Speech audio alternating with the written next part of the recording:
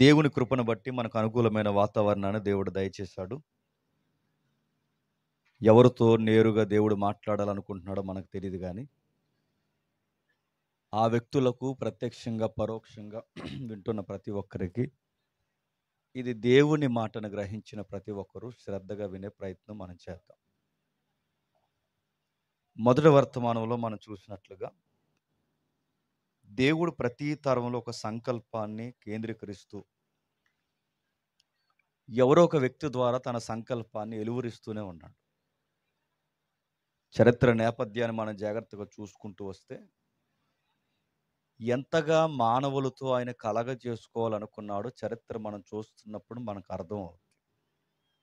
అలాంటి చరిత్రలో అనేక సందర్భాలు బైబిల్లో రికార్డ్ చేయబడ్డాయి. అందులో మచ్చుకి ఈరోజు ఒక ఉదాహరణ మనం చూడబోతున్నాం. చూద్దాం. మత్తయి సువార్త 2వ అధ్యాయం. మత్తయి సువార్త 2వ అధ్యాయం సుమారు మొదటి 5 వచనాలు చదువుతాం.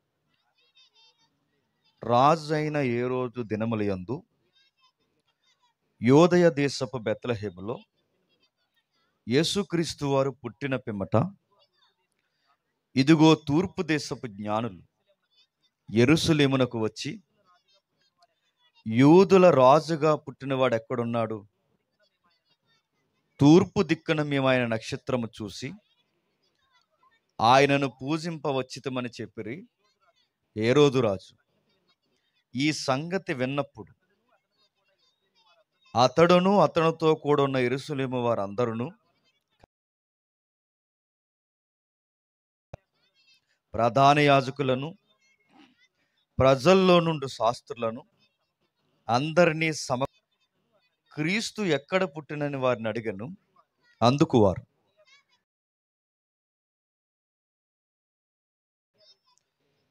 యోదయ దేశపు బెత్లెహేమ, నీవు యోధా ప్రధానులలో ఎంత మాత్రము అల్పమైన దానివు కావు.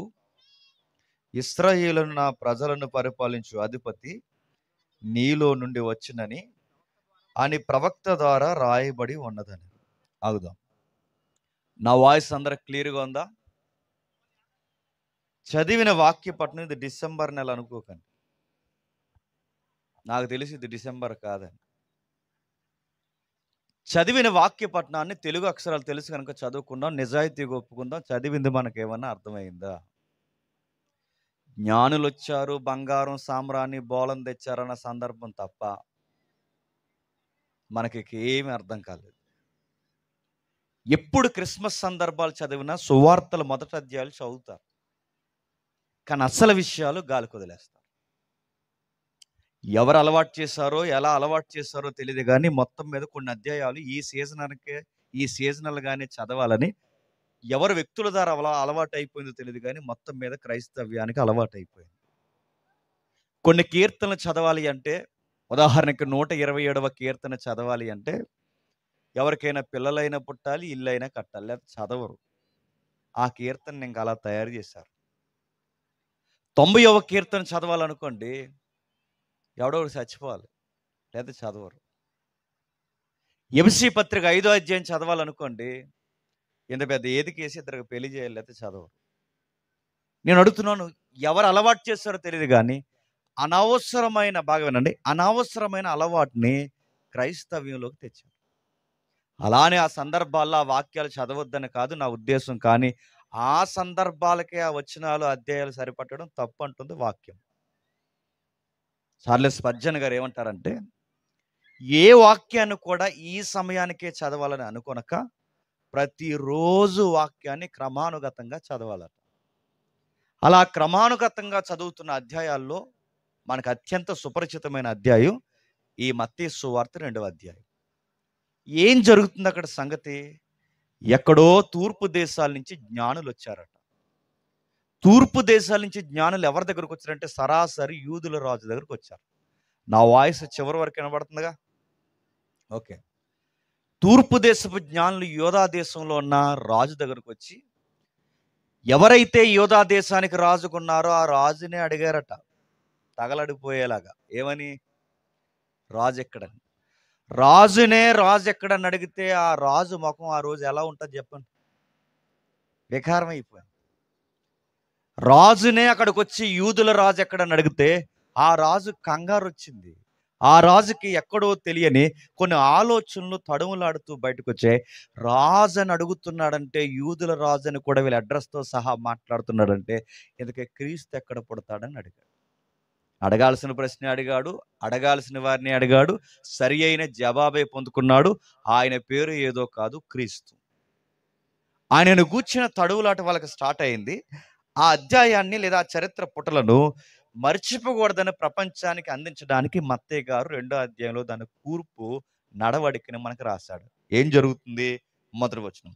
రాజైన ఏ రోజు దినముల యందు యోదయ దేశపు బెత్లెహేములోని యేసు పుట్టిన పిమ్మట ఇదిగో తూర్పు దేశపు జ్ఞానులు యెరూషలేమునకు వచ్చారు. ఎప్పుడన్నా ఏదన్నా ఒక వాక్యాన్ని మనం చదివితే ఆ వాక్యాన్ని ఖచ్చితంగా సందర్భానుసారంగా చదవాలి.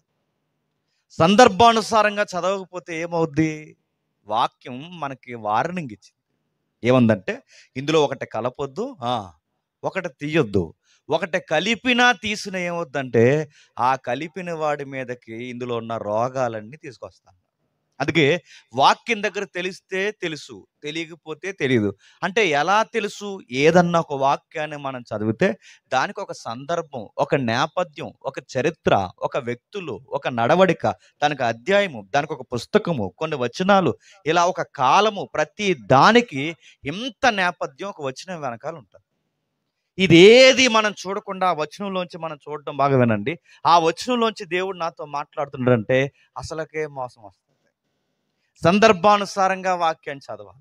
అందుకే చాలా మంది ఇలాంటి డయాసుల దగ్గరకు వచ్చి అడుగుతారు, ఏమనంటే, దేవుడు మాతో మాట్లాడతారా అని అడుగుతాడు. నేను అడుగుతున్నాను, ఇక్కడికి వచ్చి అడిగేది ఎవరితో అంటే, మాలాంటి స్పీకర్లు లేదా దైవజనులు ఎవరైనా ఉంటే వాళ్ళతో అడుగుతారు. ఏమనంటే, దేవుడు మాతో మాట్లాడా? దేవుడు మాతో మాట్లాడాడంటే మీ గురించి మాతో ఏం మాట్లాడతాడు? మీ గురించి మాతో ఏం మాట్లాడు? పదే పదే మా దగ్గరకు వచ్చి దేవుడు మాతో ఏమన్నా మాట్లాడా? ఏమన్నా మాట్లాడంటే ఇంక అస్తమాలు అడిగితే ఇంకేదోటి మాట్లాడని చెప్పేస్తామా, చెప్పేమా? అందుకే ఆయన నీతో మాట్లాడాలన్నా, నాతో మాట్లాడాలన్నా నా చెవిలో ఏం చెప్పడు, మీ చెవిలో ఏం చెప్పడు. ఆకాశం విడిపోయి కుమారి అని పిలవడు.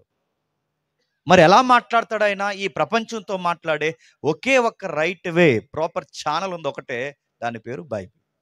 ఆ బైబిల్ ద్వారా మాట్లాడతాడు. ఆయన మాట్లాడుతున్నప్పుడు ఎలా మాట్లాడతాడు దేవుడు అంటే, ఇదిగో వాక్యం ద్వారా మాట్లాడతాడు. ఈ వాక్యం ద్వారా మాట్లాడుతున్నప్పుడు, దేవుడు మాట్లాడుతున్నప్పుడు మనం చెవి యొగ్గాలి. ఆయన మాట్లాడుతున్నప్పుడు మన కళ్ళు పని చేయాలి, మన మనోనేత్రం ఎలికింపబడాలి. ఆయన వాక్యం ద్వారా మాట్లాడతాడని బానే అంటున్నారు సహోదరుడా.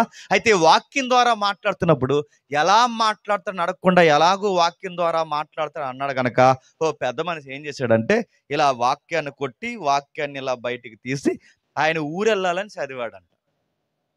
రేపు నేను హైదరాబాద్ వెళ్ళాలా వద్దని ఇప్పుడు వాక్యం నుంచి ఎవరు చెప్పాలంట? దేవుడు చెప్పాలట. అందుకే ఏం చేశాడట? ఇలా వాక్యాన్ని ఇలా కొట్టి ఇలా బయటికి తీసి రేపు ఊరెళ్ళాలా వద్దని చదివాడట. ఆయనకు రెఫరెన్స్ తగిలింది. ఆ రెఫరెన్స్ ఏంటంటే, అంతటా అతడు లేచి బయలుదేరినాను కానీ బ్యాగ్ చదువుకుని హైదరాబాద్ వెళ్ళిపోయాడు. నేను అడుగుతున్నాను, వాక్యాన్ని ఎలా చదువుతాను? దానికి ఒక సందర్భం ఉంది, దానికి ఒక కాలం ఉంది, దానికి ఒక చరిత్ర ఉంది. అంతటా అతను లేచి బయలుదేరినగానే నేను వెంటనే బ్యాగ్ చదువుకుని వెళ్ళిపోయాడట. కానీ కిందికి చదివితే దానికి ఒక సందర్భం ఉంది. అక్కడ ఏంటో తెలుసా? అంతటా అతడు లేచి ఉరి పోసుకున్నాడని ఉంటుంది. అది చదవడు. అది ఎవరి సందర్భం? యోధాకు సంబంధించింది. అందుకే ఏ సందర్భాన్ని మనం అప్లై చేసుకున్నా గుర్తుపెట్టుకోండి, దానికి కాలము, దాని కాలం వెనకాల వ్యక్తులు, దాని నేపథ్యము, అధ్యాయం ఖచ్చితంగా పరిగణలోకి తీసుకుంటేనే దేవుడు మనతో స్పష్టంగా మాట్లాడతాడు. ఇంకా మీకు బాగా అర్థం కావాలంటే ఎలా మాట్లాడతాడంటే ఒక ఉదాహరణ చెప్తాను వినండి. చాలా మంది తల్లులు ఎదిగే చీకట్లో కూర్చున్నారు. చాలా మంది పెద్దవారు, అన్నలు, సహోదరులు, తండ్రుల సమానులు చాలా మంది ఇదిగో ఇంతమంది మీరు కూర్చున్నారు. ప్రతి ఒక్కరి జీవితానికి ఏదో ఒక సమస్య ఉంటుందా, ఉండదా? ఉంటుంది. ప్రతి ఒక్కరి జీవితానికి ఏదో ఒక సమస్య, చెప్పుకునేది, చెప్పుకోలేనిది, ఏదో ఒక సమస్య ఉంటుంది. ఇప్పుడు ఈ సమస్యను దేవుడు సమాధానపరచాలని దేవుడు నీతో మాట్లాడాలనుకున్నప్పుడు వాక్యం ద్వారా మాట్లాడతాడు. ఆ వాక్యం ద్వారా ఎలా మాట్లాడతాడు ప్రభు అంటే, ఇందాక ఊరెళ్ళినట్టు మాట్లాడు. ఎలా మాట్లాడతాడు? నీలాగే ఇప్పుడు సంసారంలో నువ్వు బాధలు పడుతున్న తల్లివైతే, నీలాగే ఆల్రెడీ సంసారంలో బాధను పడిన తల్లుల యొక్క చరిత్రలో బైబిల్లో రాయబడ్డాయా లేదా? రాయబడ్డాయి. నీలాగే జీవితంలో ఇసిగిపోయి, పిల్లలు లేక, సంసారం కుదురులేక, భర్త అర్థం చేసుకోక, జీవితం ఎందుకో అర్థం పర్థం లేక, అలాంటి పరిస్థితుల్లో నలిగిపోయి, యాసారిపోయి, చావే సుఖం అనుకునే సమయంలో ఆదరింపబడిన తల్లుల చరిత్రలో బైబిల్లో ఉన్నాయి. ఇప్పుడు నువ్వేం చేయాలి? ఈ తరంలో పుట్టిన నీవు ఆ తరంలో వారిని ఆదరించిన దేవుడు ఆ చరిత్రను బైబిల్లో దేవుడు రాశాడు గనక ఆ చరిత్రను చదివితే, ఆ చరిత్ర చదువుతున్నప్పుడు నీకు ఒక విషయం అర్థమవుద్ది. అంటే ఆ రోజు జీవితంలో యాసారిపోతున్న వారిని ఆ రోజు దేవుడు వాదార్చాడు గనక ఆ రోజు వారిని వాదార్చిన దేవుడు ఈ సందర్భం చదువుతున్నప్పుడు దేవుడు నన్ను కూడా వాదారుస్తాడని ఒక ధైర్యం వస్తుంది. చూసారా? అది మాట్లాడడం అంటే. దేవుడు నీతో మాట్లాడడం అంటే అది. నీలో ఎవరైతే తమ్ముళ్ళు, అన్నలు, తండ్రులు ఎవరైతే ఉన్నారో, సహోదరులతోనో లేకపోతే స్నేహితులతోనో, వ్యాపారాల్లోనో, కష్టంలోనో, రెక్కల కష్టంలోనో, ఎక్కడో దిక్కున నష్టపోయిన జీవితాలు ఉంటాయి. అలాంటి జీవితాల్లో నష్టపోయిన వారు మరలా ఎలా లేవనెత్తబడాలో, మనకన్నా ముందు అన్యాయానికి గురయ్యే జీవితంలో దేవుని చేత ఆశీర్వదింపబడిన చరిత్రలో బైబిల్ భక్తుల జీవితాల చరిత్రలు రాయబడ్డాయి. అవి నువ్వు చదువుతున్నప్పుడు నీకు ధైర్యం వస్తుంది. చూసావా? అలా దేవుడు నీతో మాట్లాడతాడు. అంటే ప్రతి ఒక్కరితో దేవుడు మాట్లాడాలనే కోరుకుంటాడు. ఎలా మాట్లాడతాడు? ఆల్రెడీ జరిగిన సంగతులు ఉన్నాయి. అవి నువ్వు చదువుతున్నప్పుడు నీకు ఒక ధైర్యం వస్తుంది. ఆ ధైర్యాన్ని దేవుడు నీతో మాట్లాడు. ఇలా సందర్భానుసారంగా వాక్యాన్ని చదవకుండా నేను ఎప్పుడు చెప్పిన ఒక ఉదాహరణ చెప్తాను, వినండి. ఎప్పుడు రానంత జనం 31st నైట్కి చర్చికి వస్తారా? రారా? వస్తారు. ఎందుకు? ఈ గాలి బ్యాచ్ అంతా అప్పుడే వస్తారు. ఎప్పుడు రానాలు అందరూ అప్పుడు వస్తారు. ఎందుకు వస్తారంటే ఒక ఫీలింగ్ ఉంటుంది లోపల, వాళ్ళకి ఒక ఫిలాసఫీ. ఇంక ఏడాదంతా మేము ఎంత గాలి తిరిగినా నీ రెక్కల చాటును మమ్మల్ని కాపాడో, అందుకే చివరిలో అంటే ఏడాది చివరిలో ఒకసారి నీకు ముఖం చూపిద్దాం అనుకున్నాం ప్రభు అన్నట్టు వస్తారు. అందుకే లోపల కుర్చీలు నిండిపోతాయి, పరదాలు నిండిపోతాయి, బయట టెంట్ నిండిపోద్ది, అన్ని నిండిపోతాయి. జనాలు తెగొచ్చేస్తారు. ఎందుకంటే మరి వచ్చే కొత్త సంవత్సరంలో దేవుడు కానీ తీసిపోతాడేమో అని భయం. అందుకు వస్తారు. ఆ వచ్చి దేవుడికి చివరికి ఒక ముఖం జీవిస్తారు. ఎలాగ ఈ ఏడాది ఎలా కాపాడావో వచ్చి ఏడాది కూడా మమ్మల్ని కాపాడడానికి అలా భరోసా కొరకు వస్తారు. వచ్చిన వాళ్ళందరినీ ప్రతి దైవజనుడు వాదార్చడానికి ఏం చేస్తాడంటే ఒక లైసెన్స్ ఇస్తాడు. లైసెన్స్ ఏంటి చెప్పండి? అది ఏంటది? వాగ్దానం కార్డు. నేను వాగ్దానం కార్డులకు వ్యతిరేకం కాదు. మేము వాగ్దానం కార్డులు తీసుకోవద్దని చెప్పట్లేదు. కానీ వాగ్దానం కార్డు కూడా సందర్భం ఉంటుంది. అయితే వచ్చిన వాళ్ళందరికీ వాగ్దానం కార్డులు ఇస్తున్నారు. ఈ పాస్టర్ గారికి మరి ఆ రోజు చాలా పనులు ఉంటాయిగా. 31st నైట్కి చాలా పాస్టర్ గారు చాలా బిజీగా ఉంటారు. ఎంత బిజీగా ఉంటారంటే పెద్దల్ని గౌరవించాలి, జరిగిపోయిన కార్యక్రమాలని జ్ఞాపకం చేసుకోవాలి, గతంలో ఎలా చేసాం, భవిష్యత్తులో ఎలా చేయాలని ఎన్నో లెక్కలు, ప్రోత్సాహాలు, సాలువాలు, పూల బొక్కలు, ఎన్నో కార్యక్రమాలు ఉంటాయి. మళ్ళీ అడావుల్లో సడేమి అన్నట్టు మళ్ళీ సండే స్కూల్ టీచర్కి ఎవరైతే ఉన్నారో వాళ్ళకి మళ్ళీ బహుమానాలు, మళ్ళీ వాళ్ళకి ఎంకరేజ్మెంట్. లేకపోతే నెక్స్ట్ సండే చెప్పండి, సండే స్కూల్ ఉండదు. అందుకే వీళ్ళకి ప్రైజ్లు ఇవ్వాలి, అలాగే వీళ్ళని ఎంకరేజ్ చేయాలి. ఈ కార్యక్రమాలు ఇలా జరుగుతున్నప్పుడు వచ్చిన పబ్లిక్ అందరికీ ఒక వాగ్దానం కార్డు ఇవ్వాలి. ఓ పాస్టర్ గారు తెలివైన ఆయన ఏం చేశాడంటే ఆ వాగ్దానం కార్డులు ఇంకా ఎలా పడితే అలా అర్థం పర్థం లేకుండా ఇవ్వకూడదని ఆడవారికి అందరికీ ఏ వాగ్దానం కార్డులు అయితే సూట్ అవుతాయో ఆ వాగ్దానం కార్డులన్నీ పక్కకు తీశారు. మగవారందరికీ ఏ వాగ్దానం కార్డులు సూట్ అవుతాయో ఆ వాగ్దానం కార్డులన్నీ పక్కకు తీశాడు. ఆడవారి కార్డులు ఆడవారికి పెట్టారు, మగవారి కార్డులు మగవారికి పెట్టారు. పాస్టర్ గారు మళ్ళీ సాయంత్రం మళ్ళీ లవ్ ఫీస్ట్ పెట్టాలిగా. చర్చిలో లవ్ ఫీస్ట్ అంటే ఏంటి? ప్రేమ ఉంది, కక్క ముక్క డొక్కయ్య, లేకపోతే మనకు అది 31st లాగా అనిపించదు మనకు ఆ రాత్రికి. అందుకే ఏం చేస్తారంటే ఆ రోజు రాత్రి కొంచెం బడాకాన పెద్ద భోజనమే పెడతారు. ఆ భోజనం పెట్టడానికి మరి మార్కెట్లో చాలా లెక్కలు ఉంటాయి, కొనుగోళ్ళు ఇవన్నీ ఉంటాయి కనుక ఈ బడ్జెట్ అంతా పాస్టర్ గారు చూసుకోవడానికి మార్కెట్లోకి వెళ్ళాడు. నేను ఎందుకు చెప్తాను వినండి. వాక్యానికి సందర్భం అవసరం అనడానికి ఇది ఒక మంచి ఉదాహరణ. అయితే పాస్టర్ గారు మార్కెట్కి వెళ్ళి వచ్చే లోపరే మరి నేను అన్ని వాగ్దానం కార్డులు ఏడు చేశాను, ఇవి జాగ్రత్తగా ఉంచరని చర్చిలో కంగారుగా తిరిగే కుర్రోడికి ఈ వాగ్దానం కార్డులు ఇచ్చాను. ఇవి జాగ్రత్తగా ఉంచురా, సాయంత్రం వచ్చిన తర్వాత నేను అడుగుతానంటే ఈడు కంగారోడుగా కలిపేశాడు. ఆ ముక్క పాస్టర్ గారు చెబితే చెయ్యి అంటాడని ఆడు చెప్పలేదు. ఎందుకంటే చర్చిలో కంగారుగా తిరిగే కూరగాయలు ఉంటారు చూసారా, వీళ్ళకు జబ్బేడు చెప్పనా, బాగా వినండి. వీళ్ళ బరకాలు బాగానే వేస్తారు, కుర్సీలు బాగానే వేస్తారు, ఏదుకులు బాగానే చెప్తారు, పాస్టర్ గారిని బాగానే అన్నీ బాగానే ఉంటాయి. వీళ్ళకుంటే జబ్బు ఏంటంటే వాక్యం చెప్పే టయానికి మాయమైపోతారు. ఊరు అన్నీ బాగానే చేశారు, మరి ఆ టైంలో ఆ జబ్బు అది, అందుకే అంటున్నాను నేను. అందుకే అన్నీ బాగానే చెక్క పెడతారు కానీ వాక్యం చెప్పే టయానికి మాయమైపోతారు. ఈడు కూడా అలాంటి కుర్రగాడే. మార్తమ్మ కూడా బైబిల్ చరిత్రలో అలాగే నడిచింది. ఎదుగో ఆయన వాక్యం ఆయన ఇంట్లో కూర్చుని చెప్తుంటే వాళ్ళ అక్క లేదా చెల్లో ఆ మరియమ్మ చక్కగా వాక్యం వింటుందట. మార్తమ్మ మాత్రం ఇంట్లోకి పోయి ఏం చేస్తుందంట? వంట చేస్తుందట. ప్రభు అయిన యేసుక్రీస్తు వారికి మళ్ళీ ఏమందంటే నైస్‌గా ఒక వార్నింగ్ ఇచ్చింది. అదిగో నీకు అస్సలు జాలి లేదు, నా మీద కరుణ లేదు. నేను ఎంత కష్టపడుతుంటే కనీసం మా సిస్టర్ నాకు హెల్ప్ చేయడానికి పంపట్లేదు. నువ్వు జాలి లేని ప్రభువా అన్నట్టు ఆయన వైపు ఏలెత్తి చూపిస్తే ప్రభు అయిన యేసుక్రీస్తు వారు ఏమన్నాడంటే ఒక మాట అన్నాడు. నా నోట్లో ఏం పెట్టాలని హడావుడిగా కిచెన్ చుట్టూ కంగారుగా తిరుగుతున్నావు తప్ప మార్తా, నా నోట్లోంచి ఏమొస్తుందో నీకేమైనా బుర్రకెక్కుతుందా? నీ సహోదరి నా నోట్లోంచి ఏమొస్తుందని ఎండానికి కూర్చుంది, నువ్వు మాత్రం నా నోట్లో ఏం పెట్టాలని చూస్తున్నావు. గుర్తుపెట్టుకో, నా కొరకు పనులు చేసేవారి కన్నా నా మాట వినేవాడు శ్రేష్టం అన్నాడు. అన్నాడు లేదా? చర్చిలో కంగారుగా ఎవరు తిన్నా గుర్తుపెట్టుకోండి, వాక్యం వినే టయాన్ని కూర్చోలే కంగారుగా ఇంక ఈ మీటింగ్ అంతా నా భుజాల మీద తిరుగుతున్నాను అంత ఫీలింగ్తో ఎవడో తిరగకండి. వాక్యం చెప్పే టయాన్ని కుదురుగా కూర్చోండి. ఎలా పడతా తిరిగితే ఇదిగోని మళ్ళీ చెప్తున్నాను, అక్కడక్కడ కరెంట్ వైర్లు ఉన్నాయి. పౌలు గారు వాక్యం చెప్తున్నాడు, కుర్రోడు అలాగే బిల్డింగ్ మీద కూర్చుని చెప్పండి నిద్రపోయాడట. నిద్రపోతే ఏమైంది? అక్కడి నుంచి పడ్డాడు కాబట్టి పౌలు ఉన్నాడు కాబట్టి సరిపోయింది, బతికించాడు. ఇక్కడ పౌలు ఉన్నాడా? పోతే పోవడమే. మళ్ళీ చెప్తున్నా, అందుకే ఎప్పుడైనా మీరు హడావుడిగా తిరగండి తప్ప వాక్యం చెప్పే టయానికి కాస్తంత శ్రద్ధగా చెప్పండి, కూర్చుని వినండి. అయితే ఈ కంగారు కొడుకుకి ఇస్తే ఈ కుర్రోడు కలిపేశాడు. పాస్టర్ గారికి విషయం తెలియదు. పాస్టర్ గారు ఏం చేశారంటే వాగ్దానం కార్డులు లైన్గా ఇచ్చేస్తున్నారు. వాళ్ళకి కలిసిపోయిన సంగతి తెలియదుగా. అందులో వయసులో ఉన్న కుర్రోడికి వాగ్దానం కార్డు ఇలా వచ్చింది. అందులో వాగ్దానం కార్డులు ఇలా రాసుంది. దాంట్లో వచ్చే ఏడాది గర్భవతి అవుతామని వచ్చింది.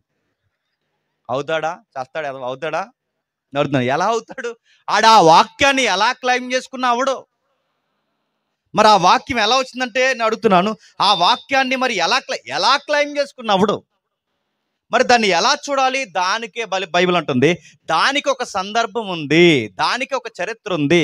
ఆ మాట ఎక్కడది? ఆది కాండంలోనిది. ఆ మాట ఎక్కడది? అబ్రహాము దగ్గరది. ఆ మాట ఎవరి కోసం చెప్తున్నాడు? శారమ్మ కోసం చెప్తున్నాడు. అంటే కాలము, సమయము, సందర్భము, నేపథ్యము ఇవన్నీ పరిగణలోకి తీసుకుంటేనే ఆ వాక్యం ఎవరికి సంబంధించిందో అర్థమవుద్ది. మరి అలాంటి వాక్యాన్ని వాగ్దానం కార్డు మీద ఈ పాస్టర్ గారు ఎందుకు వేసాడంటే చర్చిలో ఎవరో గొడ్రాలుతనంతో ఉన్న తల్లులు, పిల్లలు పుట్టకుండా తల్లులు, లేదా కొత్తగా పెళ్ళై పిల్లల కోసం ఎదురు చూస్తున్న తల్లులు బహుశా ఎవరో ఉండాలి. ఆ తల్లుల్ని వాదార్చడానికి ఆ రోజు శారమ్మకు బహుమానం ఇచ్చిన దేవుడు ఈ రోజు నీకు కూడా ఇస్తాడనడానికి ఏదో ఇంటెన్షనల్ గా ఆ వాక్యాన్ని వేసి ఉండాలి. కానీ ఈ విషయాన్ని అంతా గాలి వదిలేసి ఏదో వాగ్దానం కార్డు శిలక జ్యోతిష్యంలో నోటీస్ తీసుకుని ఇది నాకు ఎట్టా మ్యాచ్ అవుతుందని, నీకు ఎట్టాగు మ్యాచ్ అవుతారు అయ్యా, నీకు ఎలాగూ మ్యాచ్ అవ్వదు. ఎందుకంటే దానికి ఒక కాలం ఉంది, దానికి ఒక సందర్భం ఉంది, దానికి ఒక వ్యక్తులు ఉన్నారు. దీన్నే సందర్భానుసారంగా వాక్యాన్ని చదవడం. ఈ ఉదాహరణ మీకు అర్థమైతే ఇప్పుడు మనం చదివాం. ఇప్పుడు మత్తయి సువార్త 2వ అధ్యాయానికి కూడా ఏముంటుంది? సందర్భం ఉంటుంది. ఏమి సందర్భం ఉంది? ప్రభు అయిన యేసుక్రీస్తు వారు పుడుతున్న కాలం అది. ఆయన పుట్టే సమయానికి సెంట్రల్ గవర్నమెంట్ ఒకటి ఉందట, ప్రపంచాన్ని పరిపాలిస్తున్న ఒక గవర్నమెంట్ ఉందట. ఆ గవర్నమెంట్ ఏం చేస్తుందంటే మీరు గమనించండి, ప్రపంచాన్ని తన కబంధ హస్తాల్లో పెట్టుకుని పరిపాలిస్తుంది. ఎక్కడికక్కడే జోన్లుగా తన ప్రభుత్వాన్ని విడదీసింది. ఎక్కడికక్కడే సెంట్రల్ ప్రభుత్వం, స్టేట్ ప్రభుత్వాల కింద ఎక్కడికక్కడే ప్రభుత్వం భాగాలుగా పరిపాలిస్తుంది. ఆ ప్రభుత్వం పేరు రోమా ప్రభుత్వం. ఏదైతే రోమా ప్రభుత్వం పరిపాలిస్తుందో ఆ రోమా ప్రభుత్వం పరిపాలిస్తున్న కాలంలో యూదులకి ప్రత్యేకమైన పద్ధతులు, ప్రత్యేకమైన మత సంబంధమైన ఆచారాలు, యూదులకి ఎక్కడ లేని నిష్ఠాగరిష్ట కలిగిన వారి జీవితాలని యూదులు ఎప్పుడైతే చూశారో ఆ యూదులు చూస్తున్న విధి విధానాల్ని గవర్నమెంట్ గమనించి ప్రత్యేకంగా ఈ జోన్కి ఒక రాజుని ఇవ్వాలనుకున్నారు. అంటే సెంట్రల్లో చక్రవర్తిగా కైసర్ ఉన్నా, సెంట్రల్లో చక్రవర్తిగా రోమా చక్రవర్తి ఉన్నా, కానీ స్టేట్లో మాత్రం ఒక రాజుని పెట్టాలనుకున్నారు. మన పరిధిలో మన పొలిటికల్ సైన్స్లో మాట్లాడుకుంటే ఆయన గవర్నర్ అంటారు. ఆ రోజుల్లో వారి సైన్స్ ప్రకారం మాట్లాడుకుంటే అతడు ఒక యూదులకు రాజు. ఆ యూదుల రాజు దగ్గరికి ఎవరు వచ్చారట? తూర్పు దేశపు జ్ఞానులు వచ్చారట. ఆ యూదుల రాజు దగ్గర తూర్పు దేశపు జ్ఞానులు అంటే ప్రశ్న అడుగుతాను, తూర్పు దేశపు జ్ఞానులు ఏంటి? తూర్పు దేశపు జ్ఞానులు అని అంటున్నాడంటే మళ్ళీ ప్రశ్న అడుగుతున్నాను, తూర్పు దేశపు జ్ఞానులు ఏంటి? ఇప్పుడు అడుగుతున్నాను, మీ ఊరుంది, మీ ఊరికి తూర్పెట్టు, మీ ఊరికి తూర్పెట్టు నడుతున్నాను. ఇది తూర్పు, ఇది పడమర, ఇది ఉత్తరం, ఇది దక్షిణం అని మనం మాట్లాడుకుంటున్నామంటే, తూర్పు, పడమర, ఉత్తరం, దక్షిణం అని మాట్లాడుతున్నామంటే దేనికి తూర్పు, దేనికి ఉత్తరం, దేనికి దక్షిణం? మీ ఊరికి తూర్పు, మీ ఊరికి దక్షిణం, మీ ఊరికి ఉత్తరం అంటే ఒక ఒక ప్లేస్, అంటే ఒక ప్రాంతం, ఒక ఏదైతే మనం స్టాండింగ్గా ఒక ప్రాంతాన్ని మనం తీసుకుంటామో, జాగ్రఫికల్గా ఒక పాయింట్ మనం ఎప్పుడైతే నిలబడతామో ఆ పాయింట్ని బట్టి ఇది తూర్పు పరమడ. అంటే నీ ఊరిని మనం బేస్ చేసుకుని ఇది తూర్పు పరమడ అని ఎలాగైతే అంటున్నామో, బైబిల్లో కూడా తూర్పు దేశం లేదా ప్రపంచ పటంలో తూర్పు దేశాలు అంటున్నాడంటే, నీ ఊరు ఎలాగైతే సెంట్రల్ పాయింట్ అయిందో ఈ ప్రపంచానికి కూడా ఒక సెంట్రల్ పాయింట్ ఉందంట. నా మాట అర్థమవుతుందో లేదో, కొంతసేపు మీకు ఏం అర్థమవుతుందో అర్థమైపోయినా అర్థమైనట్టే చూడండి. నా మాటలు మళ్ళీ జాగ్రత్తగా వినండి. ఈ ప్రపంచానికి కూడా ఒక తూర్పు ఉందట. ఏముందంటే ఈ ప్రపంచానికి కూడా ఒక సెంట్రల్ పాయింట్ ఉంది. ఆ సెంట్రల్ పాయింట్ ఏంటంటే, సెంటర్లో అంటే ఆ మ్యాప్లో సెంటర్లో గుర్తించే ఒక మ్యాప్ పాయింట్ ఉంది. దాని పేరు మధ్యధరా సముద్రం. ఏ సముద్రం? దాన్ని బైబిల్లో మహాసముద్రం అంటారు. దాని పేరు మధ్యధరా సముద్రం. ఈరోజు మనకు వరల్డ్ మ్యాప్లో మెడిటేరియన్ సీ అంటాడు ఆంగ్లంలో. ఆ మధ్యధరా సముద్రం ఏదైతే ఉందో, మధ్యధరా సముద్రాన్ని మధ్యన తీసుకుని ఆ సముద్రానికి తూర్పునున్న ప్రాంతాలన్నింటినీ ఏమంటారు? తూర్పు దేశాలు అంటారు. అంటే అక్కడ మొదలుకొని మన చివరి సముద్రాలు లేదా మీకు దగ్గరకున్న ఈ ప్రాంతాలు తమిళనాడు లేదా కర్ణాటక ఈ బోర్డర్ అంటే హిందూ మహాసముద్రం వరకు లేదా మా ఏరియాలో ఉన్న బంగాళాఖాతం వరకు, అక్కడ వరకు అంటే మధ్యధరా సముద్రం మొదలుకొని ఈ సముద్రాల వరకు ఉన్న ఆరిన నేలను మొత్తాన్ని ఏమంటారంటే తూర్పు ప్రాంతం అంటారు. అంటే ఆ సముద్రానికి తూర్పుకున్న ప్రాంతాలని తూర్పు దేశాలంటే, పరమడుగున్న ప్రాంతాలన్నీ పరమడ దేశాలు అంటారు. ఆ సముద్రాన్ని బేస్ చేసుకుని ఉత్తరం, దక్షిణం, తూర్పు, పరమడనే ప్రాంతాలు విడదీస్తారు. అంటే ఇక్కడ వరకు ఉన్న ఈ ప్రాంతాన్ని తూర్పు దేశాలంటే, ఈ రోజుల్లో మాట్లాడుతున్న ఇవి దేశాలుగా విభజిస్తున్న ఆ రోజుల్లో మన దేశం చాలా పెద్దది.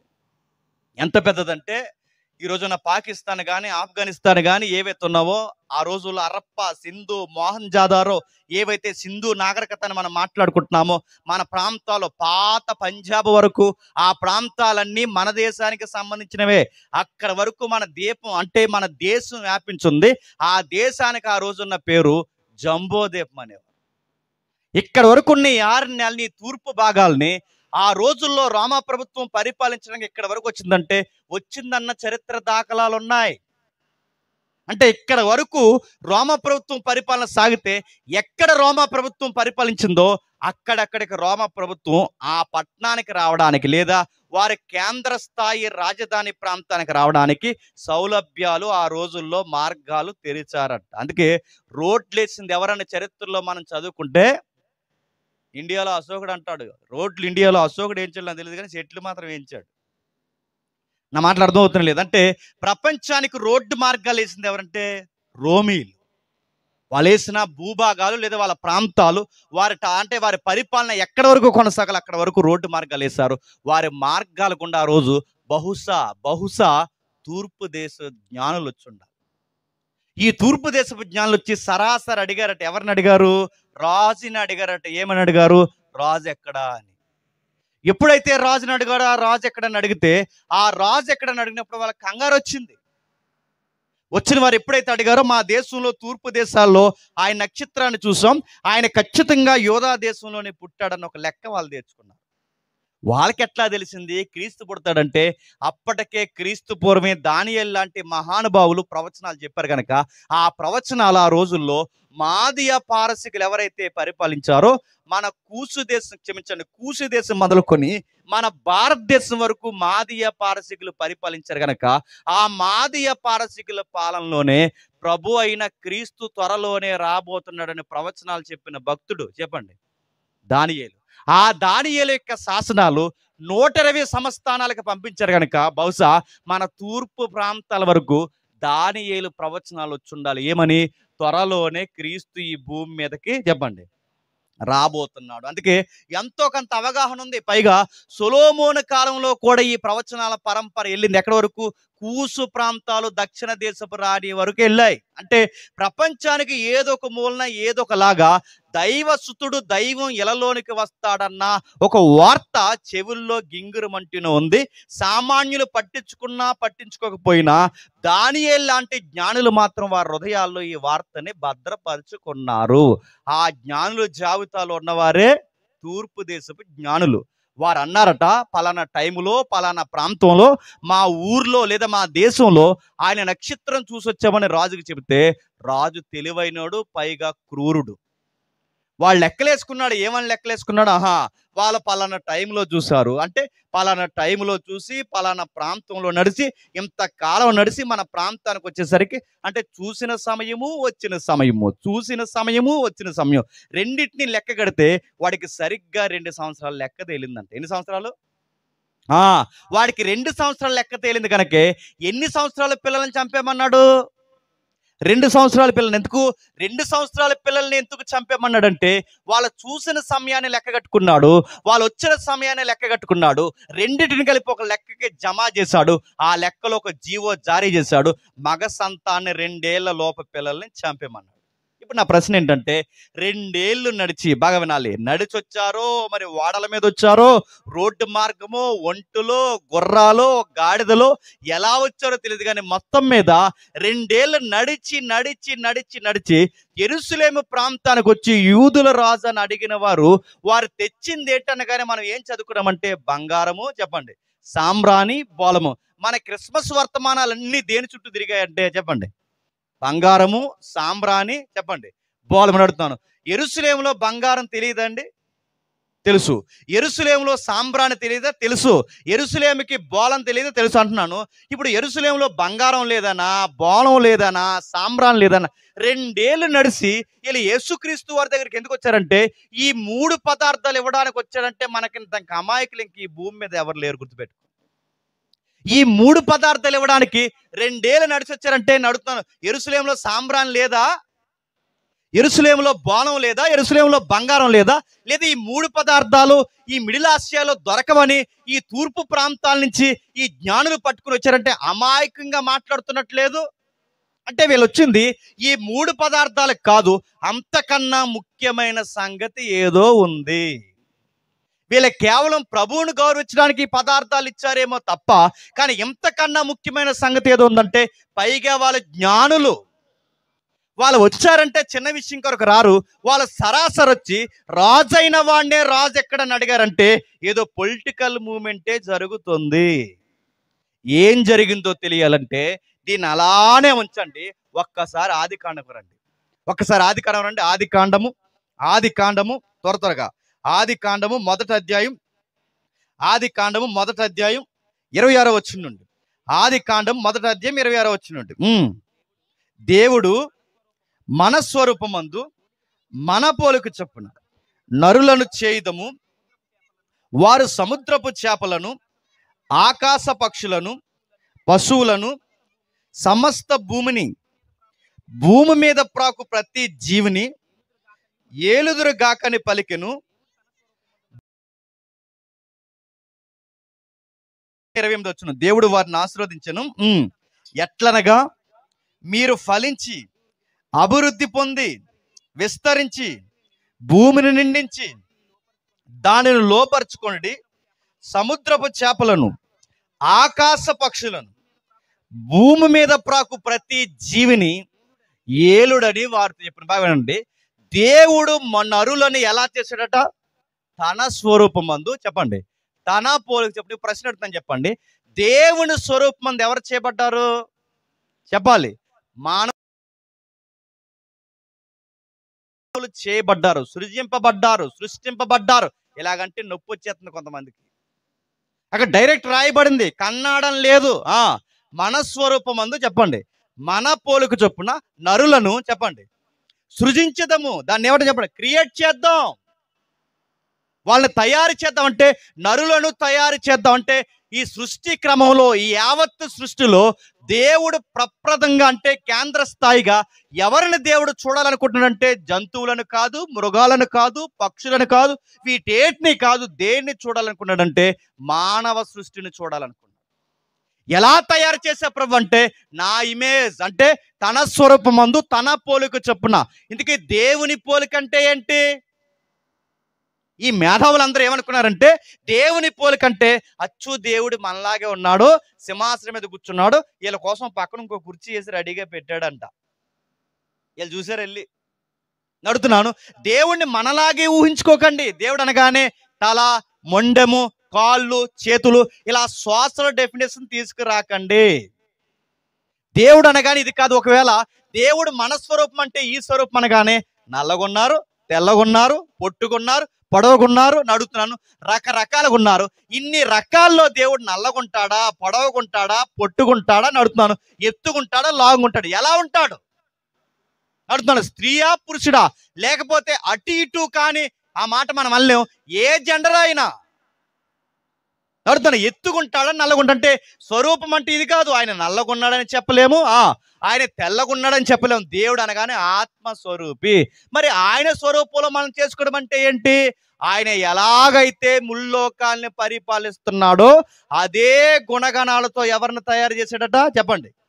మానవుడు. అంటే గాడ్స్ ఇమేజ్ ఆఫ్ గాడ్ అంటే తెలుసా? ఆయన ఎలాగైతే మహారాజుగా పరిపాలిస్తున్నాడో ఈ యూనివర్స్ అంటే మనముంటున్న ఈ విశ్వాన్ని పరిపాలించడానికి ఆయనకు ప్రతినిధులుగా చేయబడ్డ రాజు ఎవడో తెలుసా? మానవుడు. ఎవరైతే ఈ మానవుడిని దేవుడు రాజుగా చేశాడో, రాజుగా చేశాడు కనుక ఆ రాజరికపు భాష వాడుతున్నాడు చూడండి. ఏలండి అన్నాడు. ఏం ఏలాలి? ఆకాశ పక్షులను, సముద్రపు చేపలను, భూ జంతువులను, కనబడని ప్రతి జీవిని, జీవరాశిని, ఒక్క మాటలో చెప్పాలంటే ఈ నేలని, నింగిని, ప్రతి దానిని ఏలండి. ఏలేవాడిని ఏమంటారు? కింగ్ అంటారు. ఏలేవాడిని ఏమంటారు? రాజు అంటారంటే ఆయన మహారాజుకుంటే ఆయన తరపున పెట్టుకున్న రాజు ఎవరు చెప్పండి? మానవుడు. అందుకే దాదాముతో మాట్లాడిన ఆ మాటలే పాట రాసుకుంటే దావీదు ఏమన్నాడు తెలుసా? దేవా, ఈ నరుణ్ణి జ్ఞాపకం చేసుకుంటే వీడు ఏ పాటి వాడు అయినను వీడికి ఒక కిరీటం పెట్టి అంటే వీడిని రాజుని చేసి వీడి కింద అంటే మానవుడి కింద ఇలాంటి ప్రకృతిని నువ్వు పెట్టావంటే నీ జ్ఞానము, నీ ఔన్నత్యము నా ఊహలకు మించినది. అసలు నీ ముందు మేము ఎట్టివారం అన్నాడు. నువ్వు కలగజేసిన ఆకాశాన్ని, నక్షత్రాలు చూస్తుంటే మాకు ఎంత గౌరవాన్ని ఇచ్చి మా తలల మీద కిరీటం పెట్టి మమ్మల్ని రాజుగా నిలబెట్టిన వైనాన్ని చూస్తే మాకు అర్థం కావట్లేదు ప్రభువా అన్నాడు. అంటే ఆదామును దేవుడు ఏం చేశాడంటే పరిపాలించమన్నాడు పక్షులను, జంతువులను. నా ప్రశ్న అడుగుతున్నాను, పక్షులను, జంతువులను పరిపాలించాలంటే ఎన్ని పక్షులు ఉన్నాయి? ఎన్ని జంతువులు ఉన్నాయి? సముద్రంలో కనబడని మత్యములు, మహామత్యములు, కనబడని ఎంతో జీవరాశి ఉంది. దాన్ని ఆదాము ఎలా పరిపాలిస్తాడు? కనబడినంత లెక్కలేని కోటాను కోట్ల చెట్లు, జీవరాశులు, మొక్కలు, ఫలములు ఎన్నో ఉన్నాయి. వీటన్నిటిని ఆదాము ఎట్టా పరిపాలిస్తాడు? నేను బైబిల్ నేర్చుకున్న కొత్తలో ఒక పెద్ద ఆయన్ని అడిగాను, అన్నా ఇలా అంటున్నారు బైబిల్లో దేవుడు, ఇన్ని పక్షుల్ని, ఇన్ని లక్షల జీవరాశుల్ని ఆదాము ఎట్లా పరిపాలిస్తాడంటే ఆ మేధావి అన్నాడు, కర్రట్టుకుని పరిపాలిస్తాడంట. అడుగుతాను, కర్రట్టుకుని ఆకాశంలో ఎగురుతాడా? ఎలా పరిపాలిస్తాడు? తర్వాత అధ్యాయంలో ఒక మాట ఉంటుంది, సేద్యపరచుట. అంటే ఆదాము ఏదేని వనాన్ని సేద్యపరచమన్నాడు. సేద్యపరచుట అంటే ఏంటన్నా అని అడిగితే మళ్ళీ ఆ మేధావి అన్నాడు, సాయంత్రం పడిపోయిన ఆకులన్నీ పక్కకు దొడ్డవంట. నేను అడుగుతున్నాను, వీళ్ళు ఎలా చదివారంటే బైబిల్ని వాళ్ళ జ్ఞానంలో, వాళ్ళ పరిధిలో, వాళ్ళు పెరిగిన వాతావరణంలోనే బైబిల్ని చదివారు కనుకే వాళ్ళ మాటలు కూడా ఆ పరిధిని దాటి రావు. వాళ్ళు ఎవరిని కూడా అక్కడే తగలడుతుంది. మీకు అర్థమైతే ఇంతకీ పరిపాలించడం అంటే ఏంటి? దేవుడి పరిభాషలో భాగమేనండి. పరిపాలించడం అంటే ఆదాము, ఓ మానవుడా, రాజుగా నిలబెట్టిన మానవ ప్రపంచం ఎవరైతే ఉన్నారో నువ్వు నా మాట విను, ఈ జీవరాశి నీ మాట అంట. అంటే నువ్వు పరిపాలించడం అంటే ఏంటి? నువ్వు నా ఇమేజ్ మీద కూర్చొని కొనుకక నిద్రపోక కనుసైగుతో ఎలాగైతే పరిపాలిస్తున్నానో నువ్వు నా మాట వింటే ఈ ప్రకృతి అంతా నీ మాట వింటాది. నా మాట ఎప్పుడైతే వినవో నీ పండే భూమి కూడా నీకు చెప్పండి పండదో. నీ జంతువులు కూడా నీ మాట వినవు. ఎప్పటి వరకు క్రూరత్వం లేదు. నువ్వు గనక మాట వినకపోతే జీవులలో, మనుషులలో ఎక్కడికక్కడే రక్తపాతపు దాడులు స్టార్ట్ అవుతాయి. అందుకే చూడండి, పరిపాలించడం అంటే ఏంటి? నువ్వు నా మాట విను, జంతువులు నీ మాట వింటాయి. అందుకే చూడండి, దానియేలుని తీసుకెళ్లి సింహాల బోన్లో పడేసిన సింహాలు ఎందుకు నోరు మూసుకున్నాయి దానియేలు ముందు? దానియేలు దేవుడు మాట వింటాడు గనక. నా మాటలు అర్థమవుతున్నా లేదో? యోనాని తీసుకెళ్లి సముద్రంలో పడేస్తే చేపొచ్చి ఎందుకు యోనాని మింగింది? యోనా చనిపోతున్నానని అర్థమవుతున్నప్పుడు దేవాని చేతులెత్తి నన్ను క్షమించు ప్రభువా అని దేవుడికి లొంగిపోయాడు గనక చేప తన గర్భంలో దాచుకుంది. నోవహు దేవుని మాట విన్నాడు గనకే మృగాలు, జంతువులు, క్రూరమృగాలు ప్రతి ఒక్కటి జతలుగా వచ్చి మౌనంగా వాళ్ళకు దూరే అంట. మీకేమర్థమవుతుంది చెప్పండి? మనం దేవుని మాట వింటే సంఘ చరిత్రలో, బైబిల్ చరిత్రలో కొన్ని మృగాలు భక్తుల్ని ఏమీ చెప్పండి చేయలేదంటే దాని అర్థం ఏంటి? మనం దేవుని మాట వింటే, దేవుడికి నచ్చిన జీవితాన్ని మనం గడిస్తే ఖచ్చితంగా ఈ ప్రకృతి మాట వింటాది. నువ్వు పండించే భూమి కూడా నీకు అధిక దిగుబడిని ఇస్తుంది. అందుకే దేవుడు వాగ్దానం ఇస్తాడు, నువ్వు నా మాట వింటే నీ గుడారంలోనికి చెప్పండి ఏ తెగులు రాదు, నీ సంతానం బాగుంటారు, నీ ఆరోగ్యం బాగుంటుంది, నీ పంట పొలాలు బాగుంటాయి. అంటే ఒకటే సూత్రం, ఆయన మాట వింటే ఈ ప్రకృతిని పరిపాలించే రాజుల్లా ఉంటాం. అందుకే చూడండి, ప్రత్యక్షంగా పరోక్షంగా కనబడని ప్రతి దానికి రిప్రజెంట్గా దేవుడిని ఎవరిని పెట్టాడంటే ఆదాముని పెట్టాడు. ఆదాము ఏం చేశాడు చెప్పండి? దేవుని మాట వినవయ్యా అంటే అలా ఆవిడ మాట విన్నాడు. ఎవరు? ఎప్పుడైతే నిలబెట్టాడో ఆయన మాట వినలేదు. దేవుడు ఏర్పరిచిన సంకల్పాన్ని పడగొట్టాడు. ఆదాము పడగొట్టి తర్వాత ఏం చేశాడు? కూడికి ఏడ్చాడు, నీడకేడ్చాడు, బట్టకేడ్చాడు, గుప్పడి మెతుకులు తినడానికి చెమటతో తడిచిపోయాడు. చివరికి తన ఆరోగ్య పరిస్థితులు అతలాకుతలమైపోయి అనంతకాలం బ్రతకాల్సిన ఆదాము అంత మాత్రం జీవితానికే పరిమితం అయిపోయాడు. తన రాజరికాన్ని పోగొట్టుకున్నాడు. మరలా అదే వాగ్దానం దేవుడు ఎవరికి ఇచ్చాడు తెలుసా? నోవహుకి ఇచ్చాడు. నోవహుని నిలబెట్టి మళ్ళీ అదే వాగ్దానం నోవహుకి ఇస్తే నోవహు ఏం చేస్తాడు? ఈ మాట అంటున్నాను ఏమనుకోకండి. నోవహు ఏం చేస్తాడు? తాగి మత్తెక్కువైపోయి పడిపోతే ఏం జరిగింది? తన పిల్లలను తానే శపించాడు. తాను తాగిన వ్యవహారానికి, తన కుటుంబ భవిష్యత్తుకి తానే శాపానికి గురయ్యాడు. మళ్ళీ ప్రశ్న చెప్పిన, నోవహు తాగి పడిపోతే తన దిశములను చిన్న బిడ్డలు చూశారట, తన కొడుకులు చూశారట. మళ్ళీ ప్రశ్న అంటే ఎవరో పాస్టర్ గారు అన్నారు, అది భలే అనిపించింది నాకు. నోవహు శరీరాన్ని తన కొడుకులు అంటే ఒక పురుషుడు శరీరాన్ని మరో పురుషుడు చూస్తేనే శాపభరితమైన కుటుంబంగా మారిపోతే నడుతున్నాను. ఈ బ్లూ ఫిల్మ్లు చూస్తున్న బ్యాచ్ అంతా ఏమవుతారండి? ఈ ఫోర్న్ మూవీకి అలవాటు పడిన వాళ్ళు ఏమవుతారండి? ఇతరుల శరీరాన్ని చూసి తన్మయత్నం చెందుతున్న వాళ్ళందరూ ఏమవుతారు? ఆవిరైపోతారు, నాశనం అయిపోతారు. బైబిల్ చెప్తుంది, ఒక తండ్రి దేహాన్ని కొడుకులు చూస్తేనే పతనం అయిపోతే నువ్వు ఇష్టానుసారంగా నీ నెట్లో, నీ మొబైల్లో ఎలా పడితే వాళ్ళ పొరుగోలు దేహాన్ని చూస్తే ఏమవుతావు? ఆశీర్వాదం కన్నా శాపానికి గురవుతావు. ఇదంతా ఎవరి వలన జరిగిందంటే నోవహు మత్తెక్కి పడ్డం వలన జరిగిందంటే ఆదాము పడ్డాడు, తర్వాత చెప్పండి నోవహు పడ్డాడు.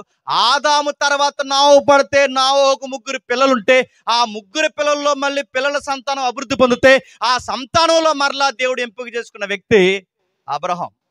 నా మాటలు వినండి. మత్తయి సువార్తలో జ్ఞానులు ఎందుకు వచ్చారో మనకు అర్థం కావాలి. ముఖ్యంగా జరుగుతున్న తంతు కార్యక్రమానికి సబ్జెక్ట్ చాలా అవసరం.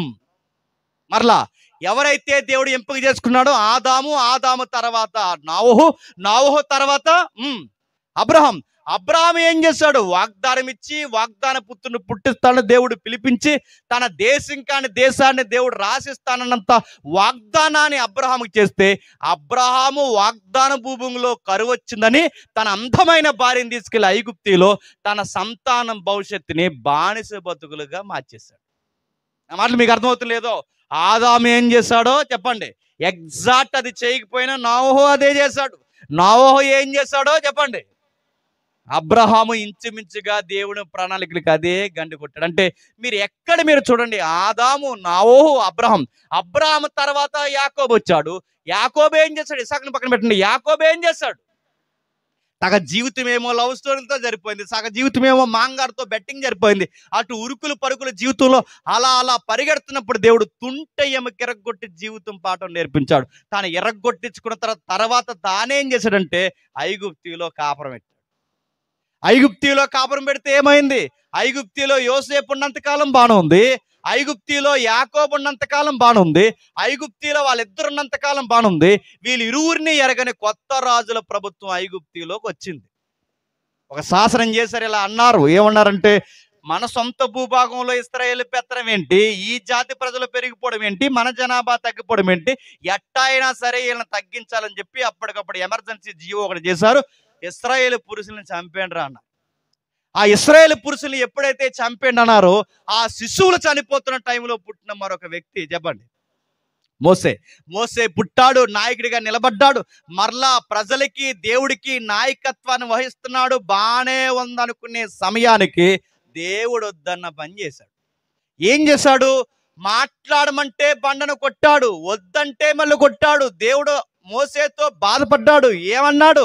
నా ప్రజల ఎదుట, నా సంఘం ఎదుట నా పరిశుద్ధతను, నామాన్నే, ఘనతను తగ్గించావు గనుక ఇలా రా మోసే అన్నాడు.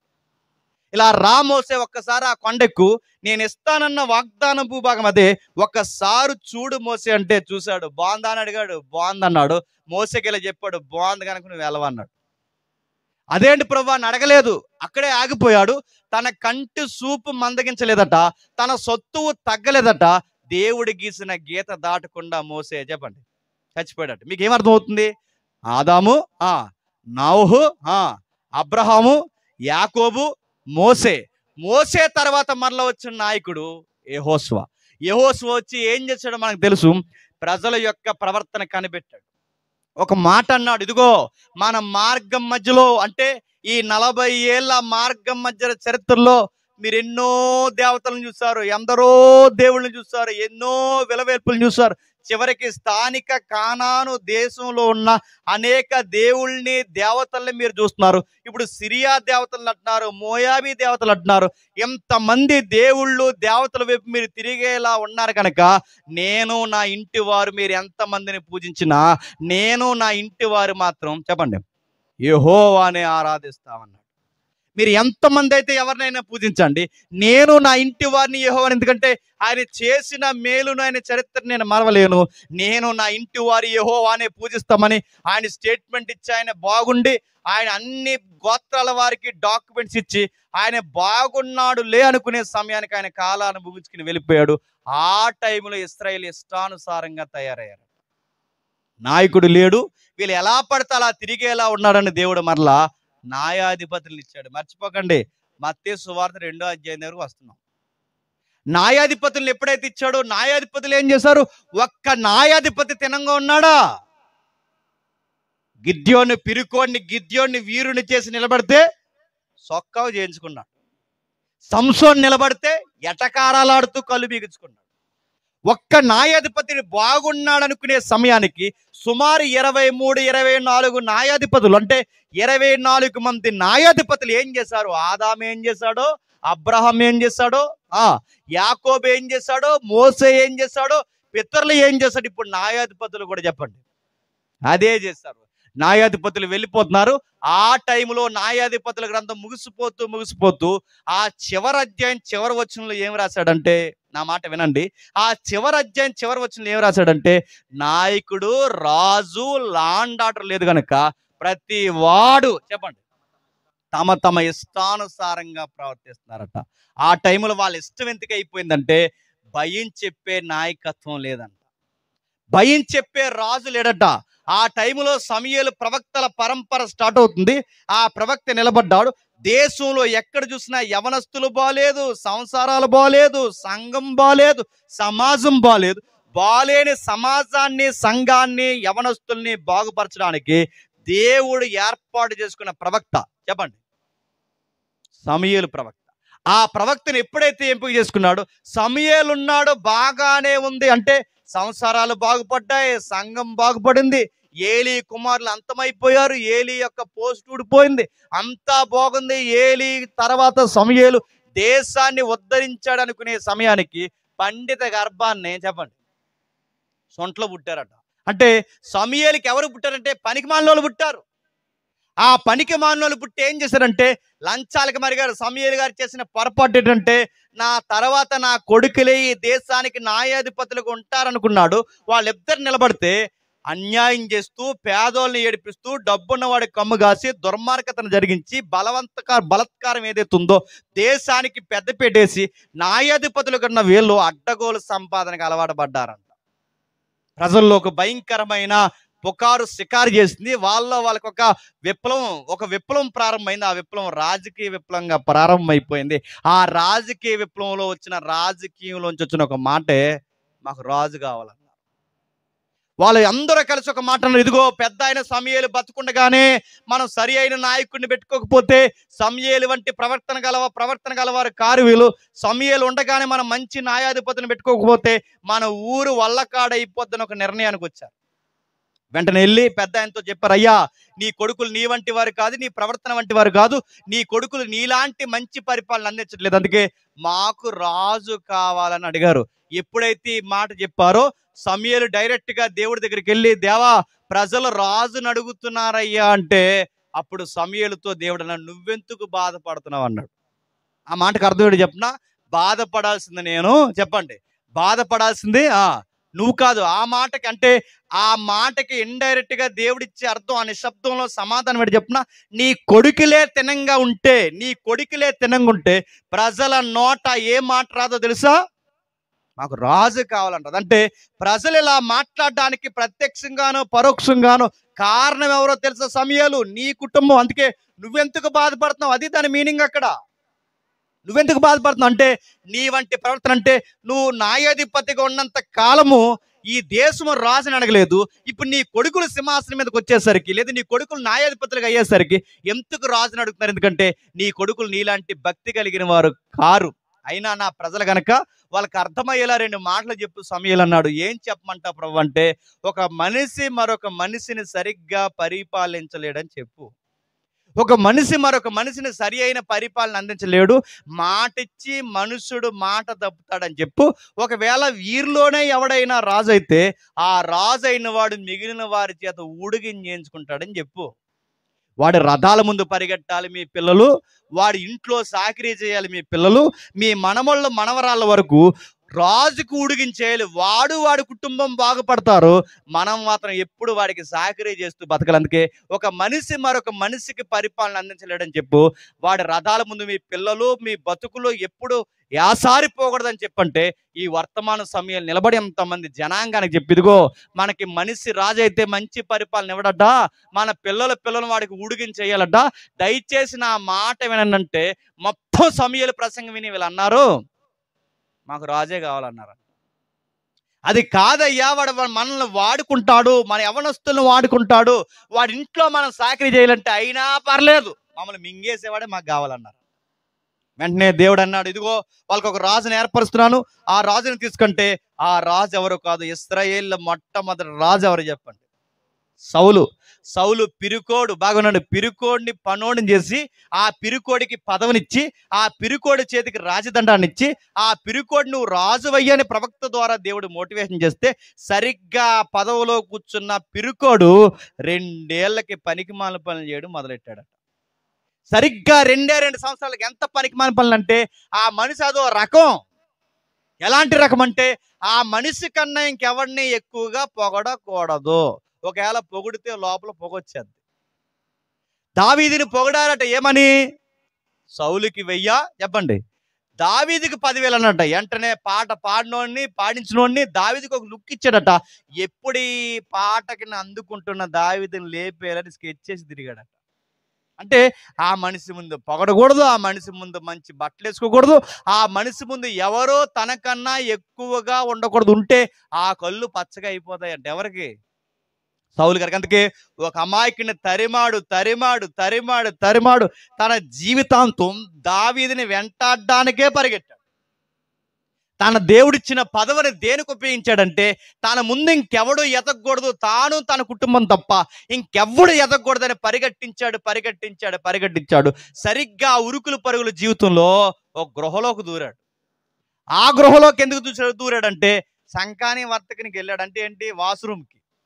ఆ వాష్రూమ్కి వెళ్తే సరిగ్గా అదే బాత్రూంలో ఎవరున్నారు? దావీదు గారు ఉన్నారు. ఆ సంగతి తెలియదు. బాత్రూమ్కి 10 మందిని తీసుకెళ్లరుగా లోపలికి.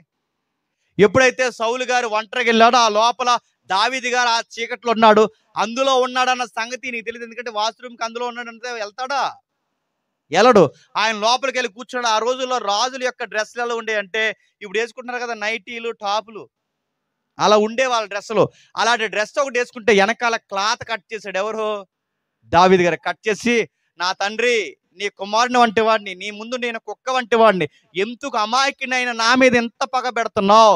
నీకు మాట చెప్పాలి, నేను చంపేమని నా చుట్టూ ఉన్న నా స్నేహితులు, నా యొక్క కాపర్లు నన్ను ఎంకరేజ్ చేసినప్పుడు, నా ప్రభువా, నా తండ్రి సమానుడా సౌలా, నీకు విషయం చెప్పాలి, నేను చంపేమని నన్ను ఎంకరేజ్ చేసినప్పుడు నిన్ను నేను చంపలేకపోయా.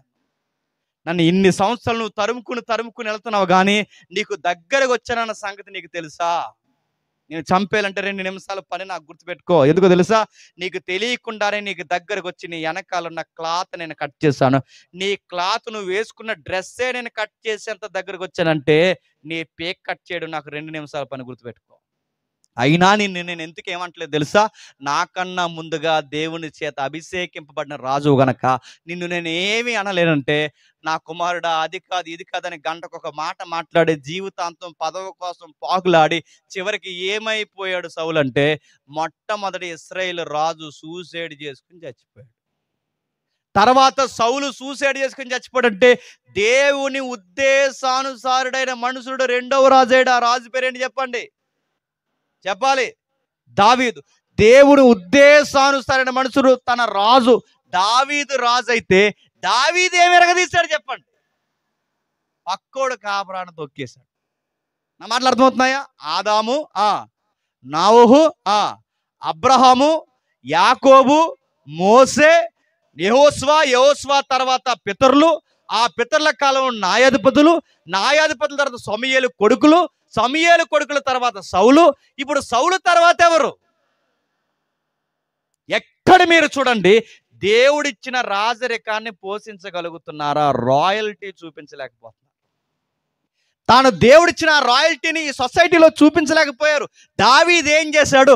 ఒక అమాయకుడి కుటుంబాన్ని అన్యాయంగా నలిపేశాడు, చంపేశాడు. ఆ చంపేసే ముందు బాగా వినండి, ఆ చంపేసే ముందు రకరకాల స్కెచ్లు వేశాడు. ఆయన కింగ్ కాస్త ఇలాంటి క్రిమినల్ పనులు చేస్తూ కూర్చున్నాడు. అనుకున్నట్టుగానే చంపాడు. ఆ కౌగిట్లో ఉన్న ఉరియా భార్యను తన కౌగిట్లోకి తెచ్చుకున్నాడు. చెయ్యాల్సిన ఘోరమైన కార్యక్రమాలు చేశాడు. నమ్మకమైన వాడిని నమ్మించి మోసం చేసి అతని చావు ఉత్తరాన్ని అతని చేతుల్లో పెట్టి చంపించేశాడు. ఎవరికీ తెలియదు అనుకున్నాడు, ఎప్పుడులాగా మంచి రాజవస్త్రాలు వేసుకున్నాడు. ఎవరికీ తెలియదు అనుకున్నాడు, ఎప్పుడులాగా సింహాసనం మీద కూర్చున్నాడు. ఊరిని నమ్మించాడు, దేశాన్ని నమ్మించాడు, స్నేహితులు నమ్మించాడు, మంత్రివర్గాన్ని నమ్మించాడు. అందరి కళ్ళు కప్పగలిగాడు, కానీ ఎవరి కళ్ళు కప్పలేకపోయాడు చెప్పండి? దేవుడి కళ్ళు కప్పలేడు. ఎందుకంటే ఆయనకి కనబడనేది ఏది లేదు. దేవుడు ఒక ప్రవక్తను పంపించాడు. ఆ ప్రవక్త పేరు మనకు తెలుసా? ఆ ప్రవక్త పేరు నాతాను వచ్చి, రాజా మీకు చిన్న పిట్టకథ చెప్తా అన్నాడు. చెప్పన్నాడు. అది కథే కాదు, మన ఏరియాలో జరుగుతున్న ఒక అన్యాయం జరుగుతున్న మోతుబరి యొక్క జీవిత చరిత్ర చెప్పమంటారు అన్నారు. చెప్పండి అన్నారు. ఏమి లేదయ్యా, ఒక ఎవడైతే ఉన్నాడో ఒక అమాయకుడు ఓ గొర్రె పిల్లని మేపుకుంటున్నాడు. ఆ గొర్రె పిల్లని బంగారు బొమ్మలాగా కూతురులా మేపుకుంటున్నాడు. కానీ బలిసినోడికి గొర్రె మాంసం తినాలనిపించింది. వాడి ఇంట్లో పార్టీ పెట్టుకోవడానికి వాడికి చాలా గొర్రెల మందలున్నా ఈ బలిసినోడు మాత్రం ఏం చేశాడంటే, ఆ అమాయకుడు కూతురులా పెంచుకుంటున్న ఆ గొర్రె పిల్లే కావాలన్నాడు రాజా. ఆ గొర్రె పిల్లని బలవంతంగా తెచ్చుకుని కోసుకుని తినేశాడు రాజు. ఈ బలిసినోడు అనగానే వెంటనే సింహాసనం నుంచి ఇలా లేచి, ఎవడాడు అన్నాడు. ఏం చేశాడంటే తినేశాడు రాజు అనగానే వెంటనే వాడిని పిలిపించండి, వాడికి పనిష్మెంట్ ఇవ్వండి, ఒక్క గొర్రెకు బదులుగా 4 గొర్రెలు బలైపోవాలన్నాడు. మీరు తెలుసన్నాడో తెలియకన్నాడో తెలియదు, కానీ దేవుడు దావీదు నోట తన భవిష్యత్తుని పలికించేశాడు. ఒక గొర్రెకు బదులుగా 4 గొర్రెలు పోవాలన్నాడు. నాతాడు నిలబడ్డాడు. వెంటనే అన్నాడు, అయ్యా బలిసినోడు ఎవడో కాదు, ఆ బలిసినోడు నువ్వే. అన్యాయానికి గురైన అమాయకుడు ఎవరంటే ఉరియా. అతని కౌగిట్లో పెరిగిన గొర్రె పిల్ల ఎవరంటే బెత్షెబా. నువ్వు తినేసావు. ఆ గొర్రెకి 10గా 4 గొర్రెలు అన్నావు కనుక నీ ఇంట్లో కూడా 4 గొర్రె పిల్లలు లేచిపోతాయి. అందుకే చూడండి, దావీదు చేసిన తప్పు తర్వాత తన కుటుంబంలో అధికారికంగా చనిపోయిన ఎంతమంది తెలుసా? 4. ఎవరైతే ఉన్నారో తన కూతురు చరిత్ర మొదలుకొని తన బాధల వెనకాల మీరు చూడండి, దావీదు కుటుంబంలో చనిపోయిన వారు ఎవరైతే అబ్షాలోము వరకు సుమారు 4 చనిపోయారు. ఎందుకు? అది దావీదు ఇచ్చిన జడ్జిమెంటే. దావీదు ఏం చేశాడు? తర్వాత పతనమైపోయాడు, ఏడ్చాడు, బాధపడ్డాడు, పరుగులు తీశాడు. జీవితంలో దేవుని యొక్క చిత్తాన్ని నెరవేర్చడంలో ఒక అడుగు వెనక్కి వెళ్ళిపోయాడు. సౌలు ఏది చేశాడో చెప్పండి? ఎగ్జాక్ట్గా అదే చేయకపోయినా దేవుడికి బాధ కలిగించే పనులు దావీదు కూడా చేశాడు. దావీదు పోయిన తర్వాత తెలివైనోడు సింహాసనం మీదకి వచ్చాడు అనుకుంటే, ఆ తెలివైన ఆయనకి తెలివితేటలు ఎక్కువైపోయి మొత్తం మీద ఎంతమందిని పెళ్లి చేసుకున్నాడు? మర్చిపోకండి, మత్తయి సువార్త దగ్గరికి వస్తున్నాం. ఎంతమందిని? 1000 మందిని పెళ్లి చేసుకున్నాడు. అడ్మినిస్ట్రేషన్ నాలెడ్జ్ దేవుడు సొలొమోనుకి ఇస్తే, సొలొమోను గారు చేసింది 1000 మందిని పెళ్లి చేసుకున్నాడట. ఆ చరిత్ర చదువుతుంటే మనకు అర్థమవుద్ది. సొలొమోను మాటలు వినడానికి శాబా దేశపు రాణి వచ్చింది. సొలొమోను మాటలు వినడానికి భూపతులు వచ్చారు, అధిపతులు వచ్చారు. సొలొమోను మాటలు వినడానికి జ్ఞానులు, రాజులు, రాణిలు అందరూ వచ్చి, నీ ఇంట్లో మేము పాసి పని చేసుకుని బతికేస్తాం, ఎందుకంటే రోజుకొక జ్ఞానవాక్యన్నా చాలన్నారు సామంతులు. అలాంటి సొలొమోను మాటలు వినే రోజులు పోయాయి. సొలొమోనే భార్యల మాట వినే రోజులు వచ్చేసాయి. నా మాటలు అర్థమవుతలేదు. సౌలు ఏం చేశాడో చెప్పండి, దావీదు అదే చేశాడు. దావీదు ఏం చేశాడో చెప్పండి, సొలొమోను అదే చేశాడు. ఈ సొలొమోను తర్వాత దేశం 2 ముక్కలైంది. పనికి మాలిన 2 కొడుకులు తెర మీదకి వచ్చారు. ఆ కొడుకుల పేరు రెహబాము, యరొబాము. ఈ రెహబాము, యరొబాము కలిసి ఏం చేశారంటే దేశాన్ని 2 ముక్కలు చేసి 10 గోత్రాలను ఒకడబట్టిపోయాడు. 2 గోత్రాలను ఒకడబట్టిపోయాడు. 10 గోత్రాలని ఇశ్రాయేల్ అన్నారు, 2 గోత్రాలని యోధా అన్నారు. యోధా అనే దేశం ఒకటి ఏర్పడింది. 10 గోత్రాలతో ఇశ్రాయేల్ అనే దేశం ఒకటి ఏర్పడింది. అటు 10 గోత్రాలు, ఇటు యోధా గోత్రం. అంటే యోధా దేశం ఇశ్రాయేల్ దేశం ఎప్పుడైతే ఏర్పడ్డాయో, ఈ పనికి మాలినోళ్ళు కలిసి అటువైపు 20 మంది రాజులు, ఇటువైపు 21 మంది రాజులు, మొత్తం మీద 42 మంది రాజులు దేశాన్ని ఏం చేశారంటే వలకాడు చేశారు. నా మాటలు అర్థమవుతుంది లేదు, బాగా వినండి. ఆదాము, నోవహు, అబ్రహాము, యాకోబు, మోసే, యెహోషువ, న్యాయాధిపతులు, రాజులు, రాజుల తర్వాత దేశం 2 మొక్కలు. ఎటు చూసిన బాగుంది. ఆదాము దగ్గర నుంచి ఒక్కరైనా పరిపాలనలో సరిగ్గా ఉన్నారా? అందరూ అన్ఫిట్ అయ్యారు. దేవుడు ఏదైతే తనకు ప్రతినిధిగా, ఇమేజ్గా నిలబడి సరిగ్గా పరిపాలించండి అని దేవుడు కోరుకున్నారో, ఒక్కరు కూడా సాటి మానవుల్ని, ప్రకృతిని సరిగ్గా పరిపాలించలేకపోయారు. ఆ టైంలో దేవుడు ఈ ప్రపంచానికి ఒక హెచ్చరిక జారీ చేయడానికి, 2 దేశాలకి కలిపి వార్నింగ్ ఇవ్వడానికి ప్రవక్తను పంపించాడు. ఆ ప్రవక్త పేరు యెషయా. ఎవరు? యెషయా. ఆ యెషయా ఏం చేశాడు ఒక్కసారి 7వ అధ్యాయం దగ్గర రండి, త్వరగా ముగిద్దాం. 7వ అధ్యాయం యెషయా గ్రంథం. యెషయా గ్రంథం 7వ అధ్యాయం మొదటి వచనం నుండి. యెషయా గ్రంథం 7వ అధ్యాయం మొదటి వచనం నుండి. యోధా రాజైన ఉజ్జియా మనవడును, సిరియా రాజైన రెజీనును, ఇశ్రాయేలు రాజును, రెమల్యా కుమారుడైన పెకాహును యుద్ధము చేయవలనని యెరూషలేము మీదకి వచ్చిరు గాని అది వారి వలన కాకపోయెను. అప్పుడు సిరియనీలు ఎఫ్రాయిములను తోడు చేసుకుని దావీదు వంశస్థులకు తెలపబడగా, గాలికి అడవి చెట్లు కదిలినట్లు వారి హృదయమును, వారి జనుల హృదయమును కదులును. ఇప్పుడు బాగా వినండి. చదివిన వాక్యం ఏమన్నా అర్థమైందా? మన బొంద మనకేం అర్థం లేదు.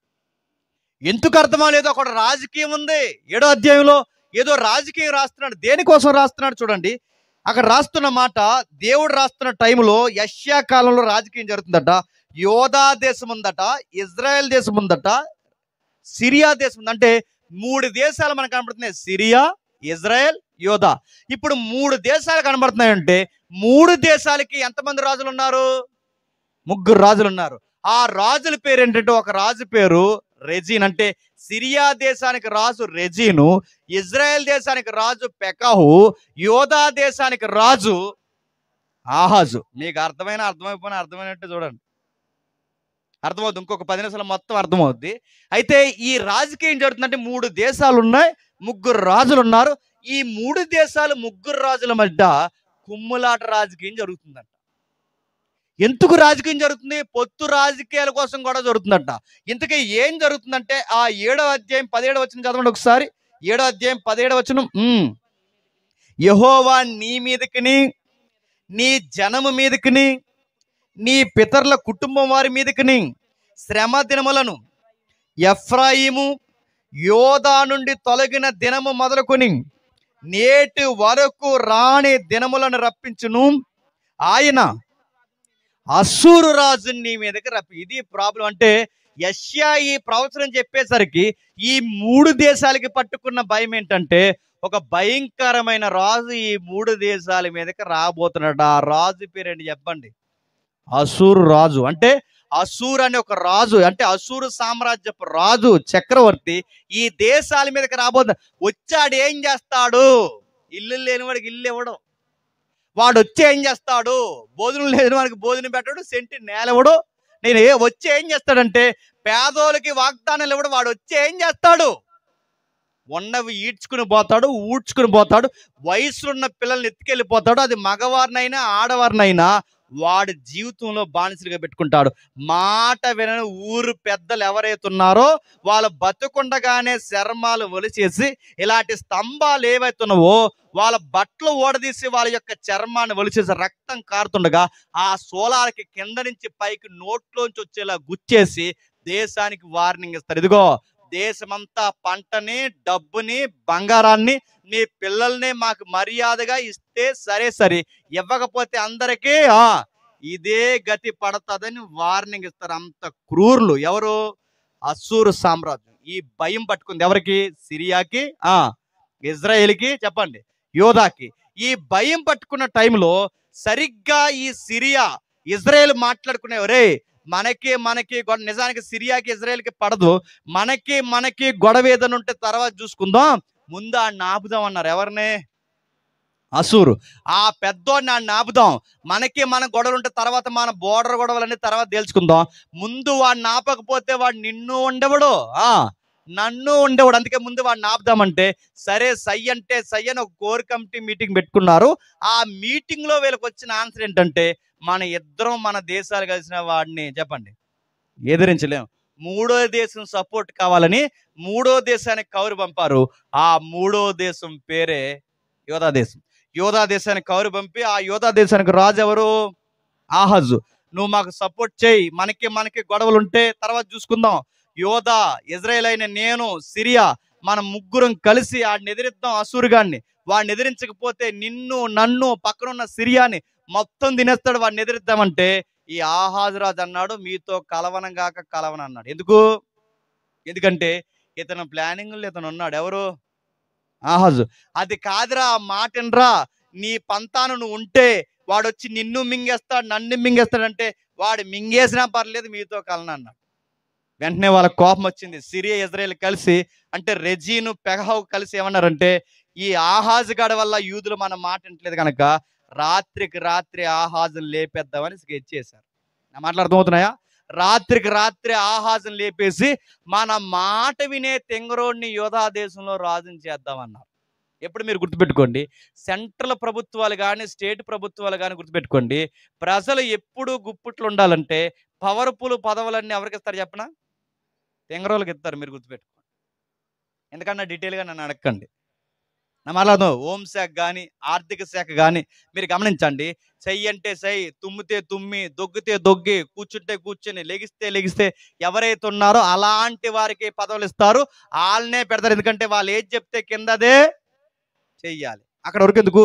మన పంచాయతీలో దిగువ జాతీయులు, మన పంచాయతీలో బడుగు బలహీన వర్గాల వారికి ప్రెసిడెంట్ పదవి వస్తే పేరుకి ఈయనే ప్రెసిడెంట్, మొత్తం ఆట అంతా ఎవరికి చెప్పండి? అస్సలు సిగ్గుండదు మనకి.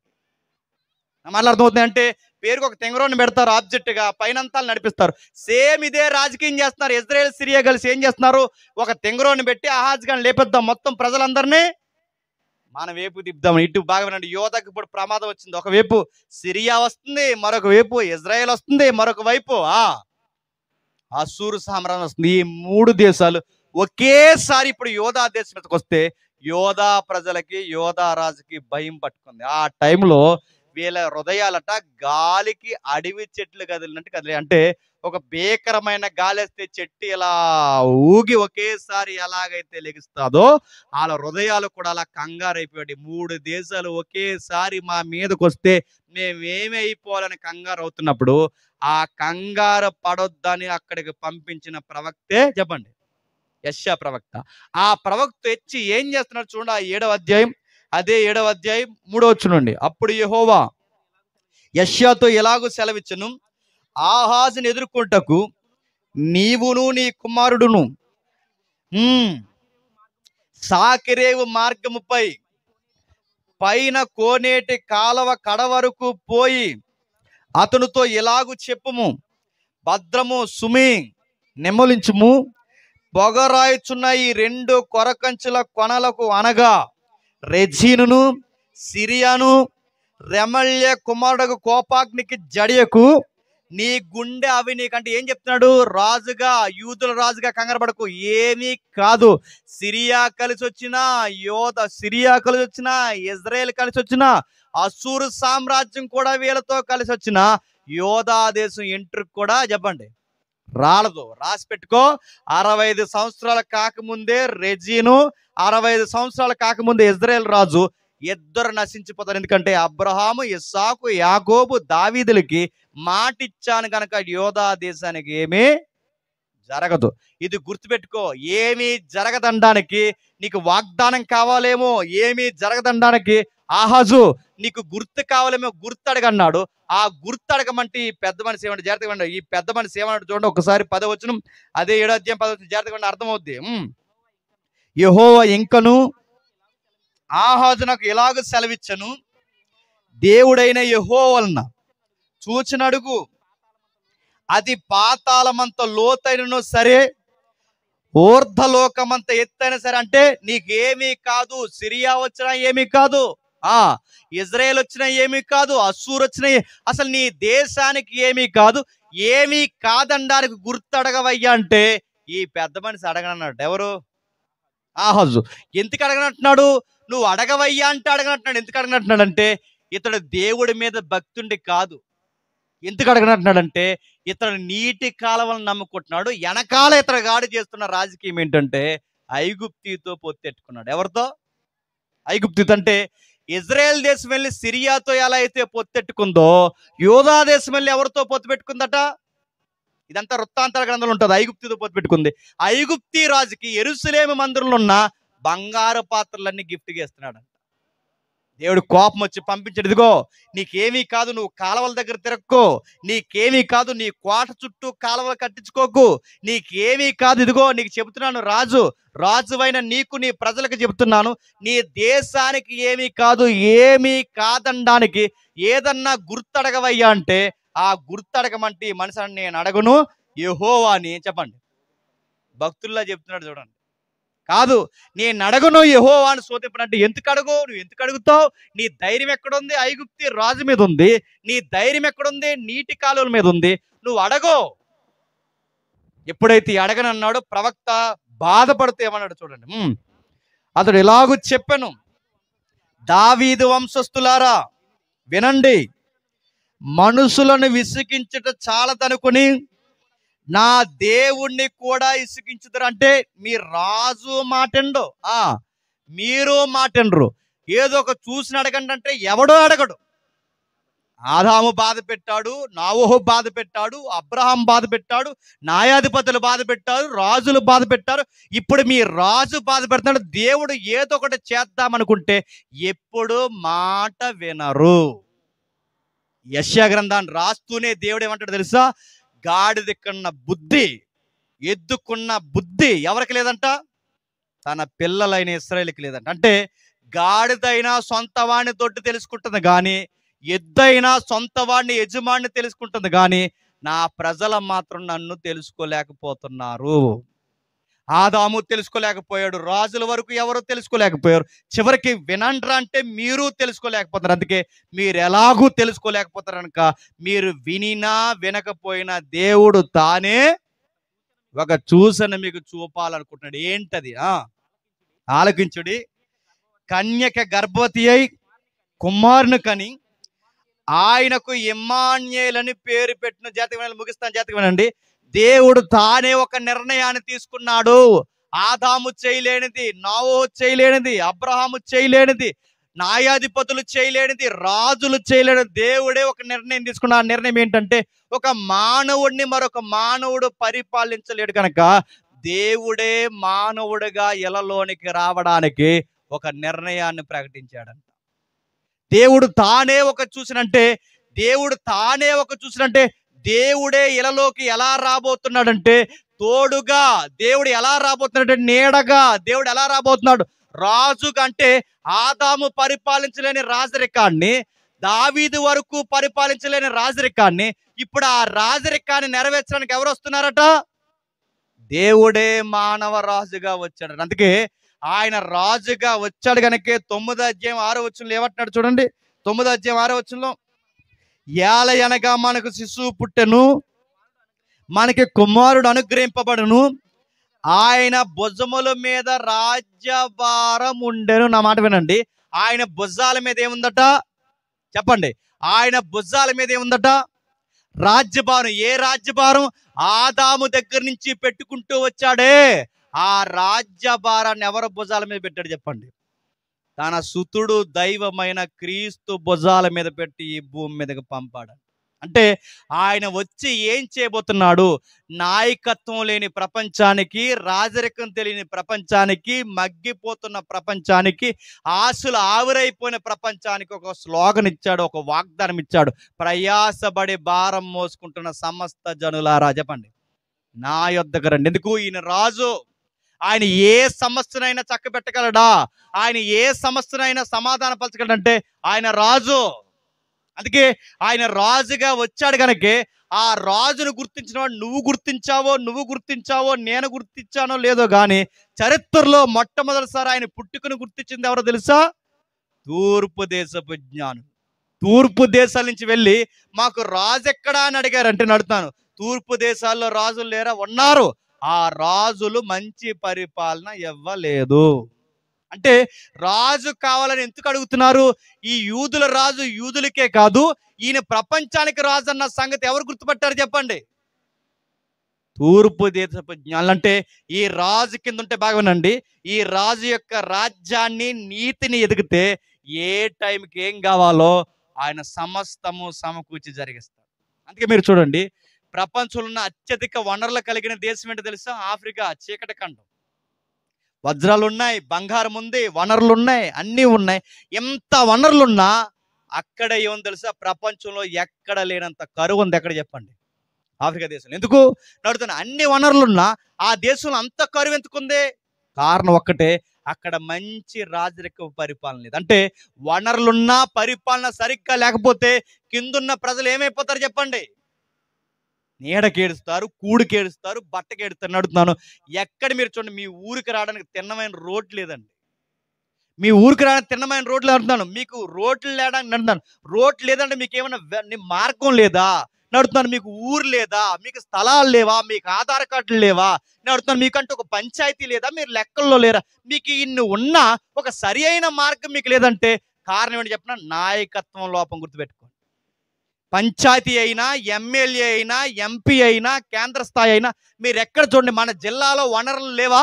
ఎక్కడ దొరకని వజ్రాలు మీ వైపు దొరుకుతాయి. ఇలాంటి వనరులున్నా ఇప్పటికే సెంటి నేలకేడుస్తున్నారంటే ప్రాబ్లం ఏంటి చెప్పండి? నాయకత్వం ప్రాబ్లం. వీళ్ళే గెలుస్తారు, వీళ్ళ కొడుకులే బాగుపడతారు, వీళ్ళ మనవళ్ళే బాగుపడతారు, వీళ్ళే బాగుపడతారు. ఎప్పటికీ మన బతుకులు వాళ్ళకు ఊడిగించేయడానికి ఉంటాయి. ఈ ప్రపంచానికి అతిపెద్ద ప్రాబ్లం ఏంటో తెలుసా? ఈ మనిషి మరొక మనిషిని సరిగ్గా పరిపాలించలేడు. అందుకే చూడండి, ఏ ఎమ్మెల్యే వచ్చినా వాడదే చెప్తాడు, ఈ ఎమ్మెల్యే వచ్చినా అదే చెప్తాడు. ఆ పార్టీ అయినా ఈ పార్టీ అయినా మనకి ఎరగదీసింది ఏమి చెప్పండి? లేదు. అందుకే కాళిదాసు కవి ఏమన్నాడంటే, రాజకీయం అంటే ఏంటి ఒక్క మాటలో చెప్పవై అంటే కాళిదాసు కవి అంటాడు, ఎదవలో పదవులు దిగితే పనికి మాలోలు పదవిలోకి వచ్చినాడు. దట్ ఈజ్ పాలిటిక్స్ అన్నాడు ఆయన. అడుగుతున్నాను, ఇంకా పాలిటిక్స్ అంటే ఏంటంటే, పాలిటిక్స్ అంటే మన పబ్లిక్ యొక్క మైండ్ సెట్ చెప్పారు. కవులు ఏమన్నారు తెలుసా? ఈ పాలిటిక్స్ ఎలా చూస్తారంటే, ఒక ఊర్లో దొంగ ఉండేవాడ్రా, ఆ దొంగ దారి దోపిడీలు చేస్తూ వచ్చిపోతున్న వారందరిని కొట్టి వాడు వస్తువులు లాగుతుంటే ఈ ఊరోళ్ళందరూ అన్నారంటే ఎప్పుడు పోతాడో పనికి మాలినోడని ప్రార్థన చేశారట. అన్నట్టుగానే పోయాడు. ఆ పోయిన తర్వాత అదేదో గవర్నమెంట్ ఉద్యోగం లాగా మళ్ళీ ఆ ఉద్యోగాన్ని తీసుకునేది ఎవడంటే వాడు కొడుకు. ఆడేం చేశాడు? ఆడు కొట్టట్లేదు, ఏకంగా కోసేస్తున్నాడు. ఆడు ఏకంగా కొట్టడం కాదు, నరికేస్తున్నాడు. ఆడు ఏకంగా ఏం చేస్తున్నాడు? తలకాయలు తీసేస్తున్నాడు. అప్పుడు పబ్లిక్ అన్నారట, ఈడికన్నా చెప్పండి ఆడే బెటర్ అని. ఇదే రాజకీయం. గుర్తుపెట్టుకోండి. ఆడొచ్చి ఎరగదీసింది ఏమీ లేదు చెప్పండి. ఈడొచ్చి మనకెప్పుడు పోయేవాడు మంచోడు చెప్పండి, ఉన్నవాడు చెడ్డోడు. ఉన్నవాడిని చూసి మళ్ళీ పోయినోడు ఎప్పుడు వస్తాడా అని చూస్తాం. అది చెప్పండి, వాడొచ్చి చేసేదేమి లేదు, ఈడొచ్చి ఏం చేసేలేదు. రాజకీయాల్లో ఈ మధ్య వాగ్దానాలు ఏంటి చెప్పినా, స్కూళ్ళు కట్టిస్తాం, చదువులు చెప్పిస్తాం, మీ పిల్లల్ని బాగు చేస్తాం, ఉన్నతమైన విద్యలు చేస్తాం, మంచి యూనిఫామ్లు ఇస్తాం కాదు. ఈ పనికి మాలిన వాగ్దానాల్లో ఒక వాగ్దానం ఏంటో తెలుసా? మేము వస్తే మళ్ళీ పాత బ్రాండ్లు తెస్తామన్నారు. ఏంటి బ్రాండ్ అంటే చెప్పండి? బ్రాందీ.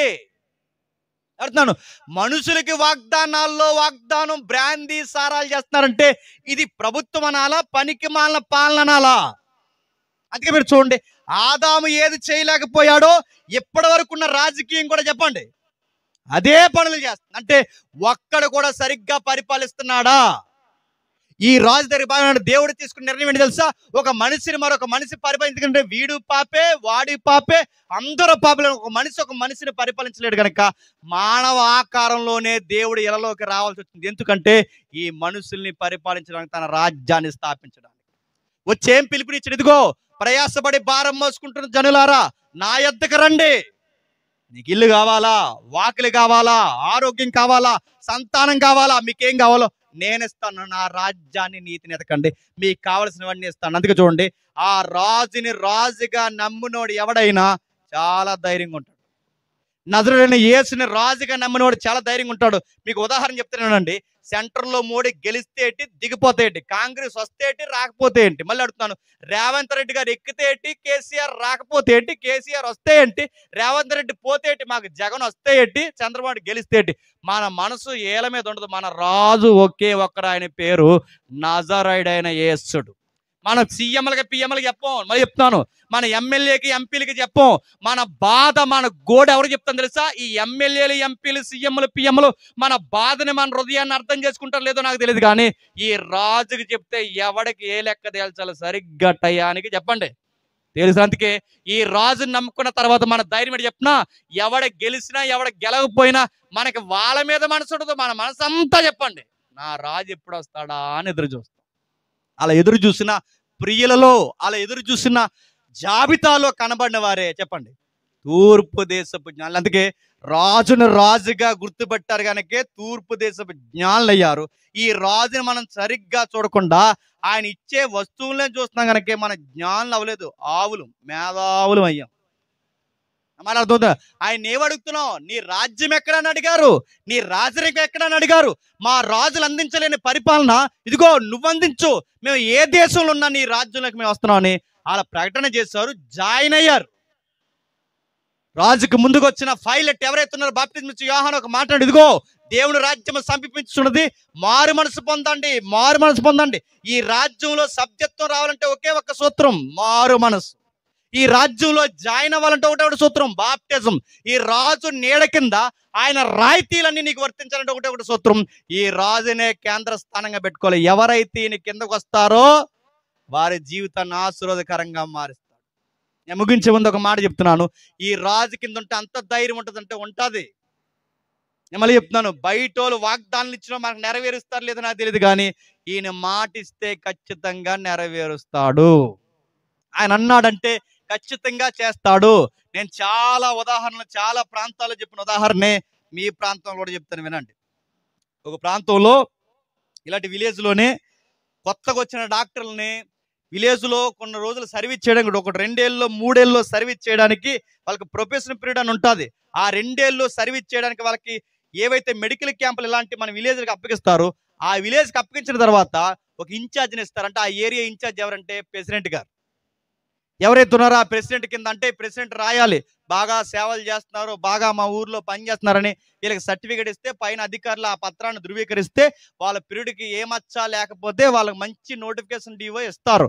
అందుకు వీళ్ళ దగ్గరుండి ఈ సేవలు అందిస్తారు. ఈ ప్రెసిడెంట్ ఎలాంటి వీడికి ఎంత చచ్చినా చెప్పండి పులుపు సావలేదు, వయసు అంతా పోయింది, కానీ కూతుర్ల వయసున్న ఆ డాక్టర్ అమ్మలతో వీడు ఎటకారలాడడం మొదలెట్టాడు. అందులో డాక్టర్ అమ్మ బాధపడింది, క్రైస్తవ తల్లి, ఎవాంజలిస్ట్ భార్య బాధపడి ఇంటికి వెళ్ళింది. తన భర్త గమనించాడు, ఏ భార్య బాధపడినా మంచి భర్త గమనిస్తాడు, ఎందుకు బాధపడుతున్నావు అని అడిగాడు.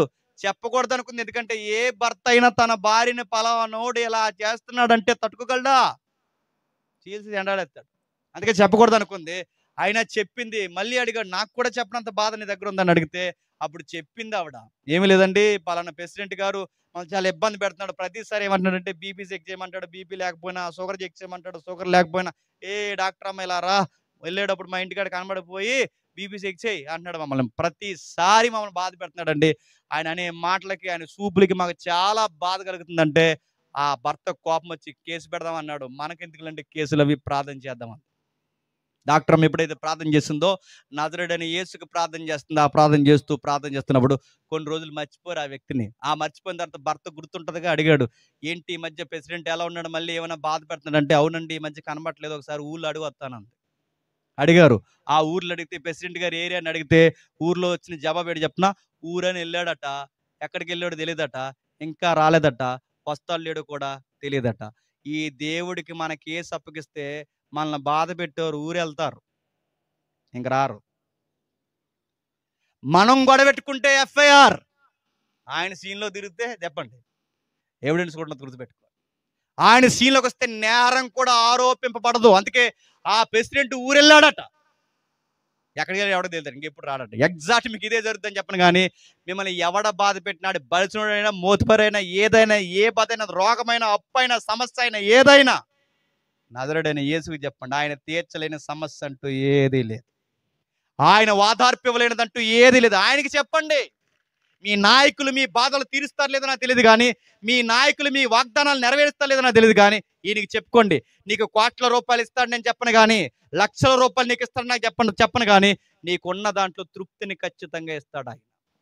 కోట్ల రూపాయలు ఉన్న వారికి లేని ఆనందం, కోట్ల రూపాయలు ఉన్న వారికి లేని తృప్తి ఆయన నమ్ముకుంటే బాగానండి. రోజుకి 150 రూపాయలు తెచ్చుకున్న మన జీవితంలో ఆయన ఆనందం ఇస్తాడు ఆయన. ఎందుకు చెప్పునా, కోట్ల రూపాయలు ఉన్న వారి జీవితాల్లో బాగానండి, వాళ్ళకి డబ్బే ఉంది కానీ వాళ్ళకి ఏం లేదు చెప్పండి, సుఖం లేదు. నడుతున్నాను, మన దగ్గర డబ్బు లేదు కానీ నమ్ముకుంటే మనకేముంది చెప్పండి, సమాధానం ఉంది. తేడా చెప్పాలని మీకు ఉదాహరణ చెప్పి నేను ముగిస్తాను. ఎక్కడ జరిగినంత పెళ్లి, ప్రపంచంలో ఎవడో చేయలేనంత పెళ్లి మన భారతదేశంలో చేశారు. 6,000 కోట్లు. ఎన్ని కోట్లు? 6,000 కోట్లు. ఎంత డబ్బులు ఎక్కువైపోయినాయి చూడండి. 6,000 కోట్లు. ఆ పెళ్లికి ఎవరు వచ్చారంటే షారుఖ్ ఖాన్, సల్మాన్ ఖాన్, ఆ ఖాన్, ఈ ఖాన్, అందరు ఖాన్లు అందరూ చేంజ్ చేశారంటే బ్యాండ్ కొట్టారు. మన బ్యాండ్ కొట్టే ఎలా అయితే ఇక్కడ బ్యాండ్ కొట్టింది ఎవరో తెలుసా? ఖాన్లో. వాళ్ళ సినిమా తీస్తే 1000 కోట్ల బడ్జెట్ గ్రాస్ వసూలు అవుతుంది. అలాంటిది వాళ్ళు వచ్చి ఆ పెళ్లికి బ్యాండ్ కొట్టారట.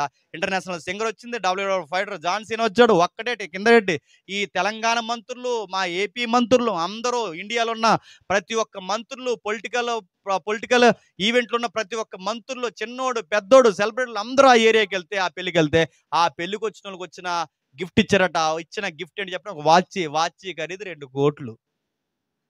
మనం వెళ్తే బాగుంది అనుకుంటున్నారు కదా, 2 కోట్లు. అలాంటి వాచ్ 2 కోట్లు వాచ్ ఇచ్చారు అంతే. 6,000 కోట్ల రూపాయలతో పెళ్లి చేస్తే బాగా వినండి, ఆ పెళ్లి కొడుకు పేరు అనంత్ అంబానీ, ఆ పెళ్లింటి పేరు రిలయన్స్, ఆ పెళ్లి కొడుకు అబ్బాయి ఎవరైతే ఉన్నాడో అనంత్ అంబానీ 2 నిమిషాలు ఏసీలో పెడితే చచ్చిపోతాడు. అంటే ఒక విచిత్రమైన రోగం ఉంది. ఆ అబ్బాయికి డబ్బు ఉంది, అబ్బాయి చుట్టూ సెలబ్రిటీలు ఉన్నాయి, అబ్బాయి చుట్టూ పొలిటికల్ సైన్స్ ఉంది, అబ్బాయి చుట్టూ అందరు ఉన్నారు, కానీ వాళ్ళన్నీ తేగలిగారు కానీ చెప్పండి ఆరోగ్యం తేలేకపోయారు. మన దగ్గర డబ్బు లేదు, మళ్ళీ చెప్తాను, మన దగ్గర పదవులు లేవు, మన వెనకాల రాజకీయాలు లేవు, మన దగ్గర ఏమీ లేవు. ఈ నమ్మకం వెనకాల మనకేముంది చెప్పినా, కోట్ల రూపాయలు ఎట్టి కొనలేని ఆరోగ్యం మన దగ్గర ఉంది. గుర్తుపెట్టుకుని, ఎవరిచ్చారు అది? నీ నజరేయుడైన యేసు ఇచ్చాడు. నీకు గుర్తుపెట్టుకో, ఎవరిచ్చారు ఇది నీకు? బయటికి వెళ్ళి చూడండి, డబ్బు ఉన్న వాళ్ళు రాత్రి నిద్రలు పట్టక ఆ సీలింగ్ వైపు ఏసీ లేచిన చూస్తారు. నీకు ఆడికి ఏసీ ఉన్నా నిద్ర రావట్లేదు, ఆడికి సెంట్రల్ ఏసీ ఉన్నా నిద్ర రావట్లేదు. నీకు అన్నం తింటాం, స్నానం కూడా చెయ్యి కూడా ఆరదు, అక్కడ నిద్రవుతాం. గొప్ప కార్యం ఏంటి చెప్పిన, నిద్రలు మాత్రం లేచుకున్న వాళ్ళకి నిద్ర రావట్లేదు, మనకే స్నానం చేయకపోతే నిద్ర అవుతాం. నడుతున్నాను, ఆడికి లేని ధన్యత ఎవడుకుంది చెప్పిన, కంటి నిండా నిద్రపోయి నిద్ర. ఎవరిచ్చారు ఇది నీకు? నీ దేవుడిచ్చాడు. గుర్తుపెట్టుకో. వాళ్ళు వెళ్ళిన తర్వాత ఆ పెళ్ళిలో వీడియోలు బయటకు వచ్చి మీరు చూడండి, ఇలా కూర్చున్నారు, ఈ మోతుబర్లు అందరూ కూర్చుంటే లైన్గా వడ్డిస్తున్నప్పుడు ఒక్కడ స్వీట్ వేసి కూడా, ఒక్కడ హాట్ వేసి కూడా, ఒక్కడ కూర వేసి కూడా, ఒకటి బిర్యానీ ఏం వేసుకోరు. మరి ఎందుకు కూర్చున్నారంటే అలా కూర్చున్నారు, ఏం తినకూడదు, ఎందుకంటే తింటే బీపీలు సోకులు చచ్చిపోతారు అక్కడ. అందుకే ఎవడే ఎంచుకోడు. మనము పెళ్ళికి వెళ్తాం, బాబు బిర్యానీ, మళ్ళీ ఏమంటాం, మళ్ళీ తింటాం, నచ్చితే కవర్లు వేసి తెచ్చుకుంటాం, మళ్ళీ తింటాం, మళ్ళీ నడుతున్నాం. ఎన్నిసార్లు తిన్నా మనకి అరిగిపోయింది నడుతాం. రాళ్ళు తింటే అరిగిపోయే ఈ జీవితం బాగుందా, అన్నీ ఉండి తినలేని ఆ జీవితం బాగుందా చెప్పండి? ఎవరిచ్చారు ఈ జీవితం? నీ దేవుడు ఇచ్చాడు ఈ జీవితం. గుర్తుపెట్టుకో. వాళ్ళు అరగలేని స్థితిగతులు నీకు అరిగేలా ఇచ్చినందుకు చూడండి.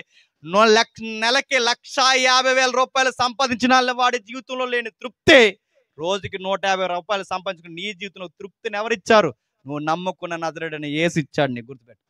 అందుకే నీ ప్రభువుని అడుగు, ఆరోగ్యం కావాలి అడుగు, నీ పిల్లలు ఆశీర్వదింపు అడుగు, కానీ దానికి ఒక షరతు వర్తిస్తుంది. ఆయన రాజ్యాన్ని నీతిని ఎతుకు.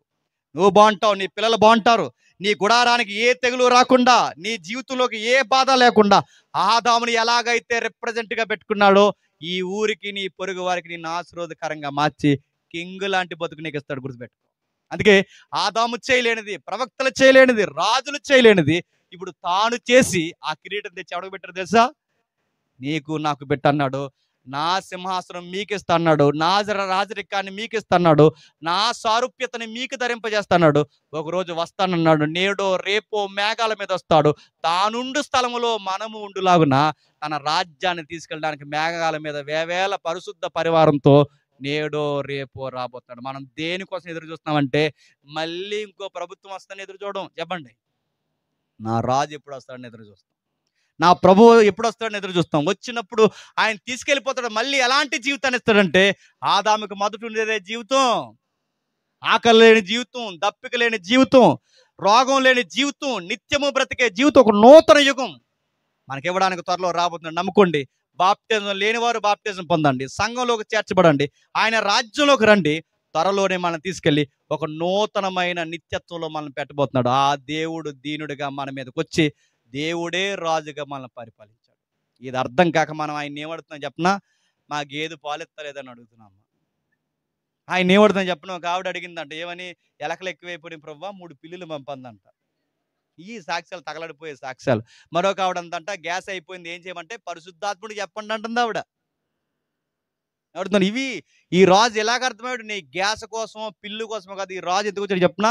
నీ ఎమ్మెల్యేలు, ఎంపీలు, పిఎంలు, సీఎంలు చేయలేని జీవితాన్ని ఎవరు ఇవ్వడానికి రాబోతున్నారు చెప్పండి? నీ ప్రభు ఇవ్వడానికి రాబోతున్నాడు. నమ్ము, అది ఈ రోజు నుంచి అనుభవిస్తావు. నమ్ము, శాశ్వతమైన జీవితంలోకి నేడో రేపో నువ్వు వెళ్ళబోతున్నావు. దేవుడు నిన్ను, నీ కుటుంబాన్ని ఆశీర్వదించును గాక. Amen, amen, amen.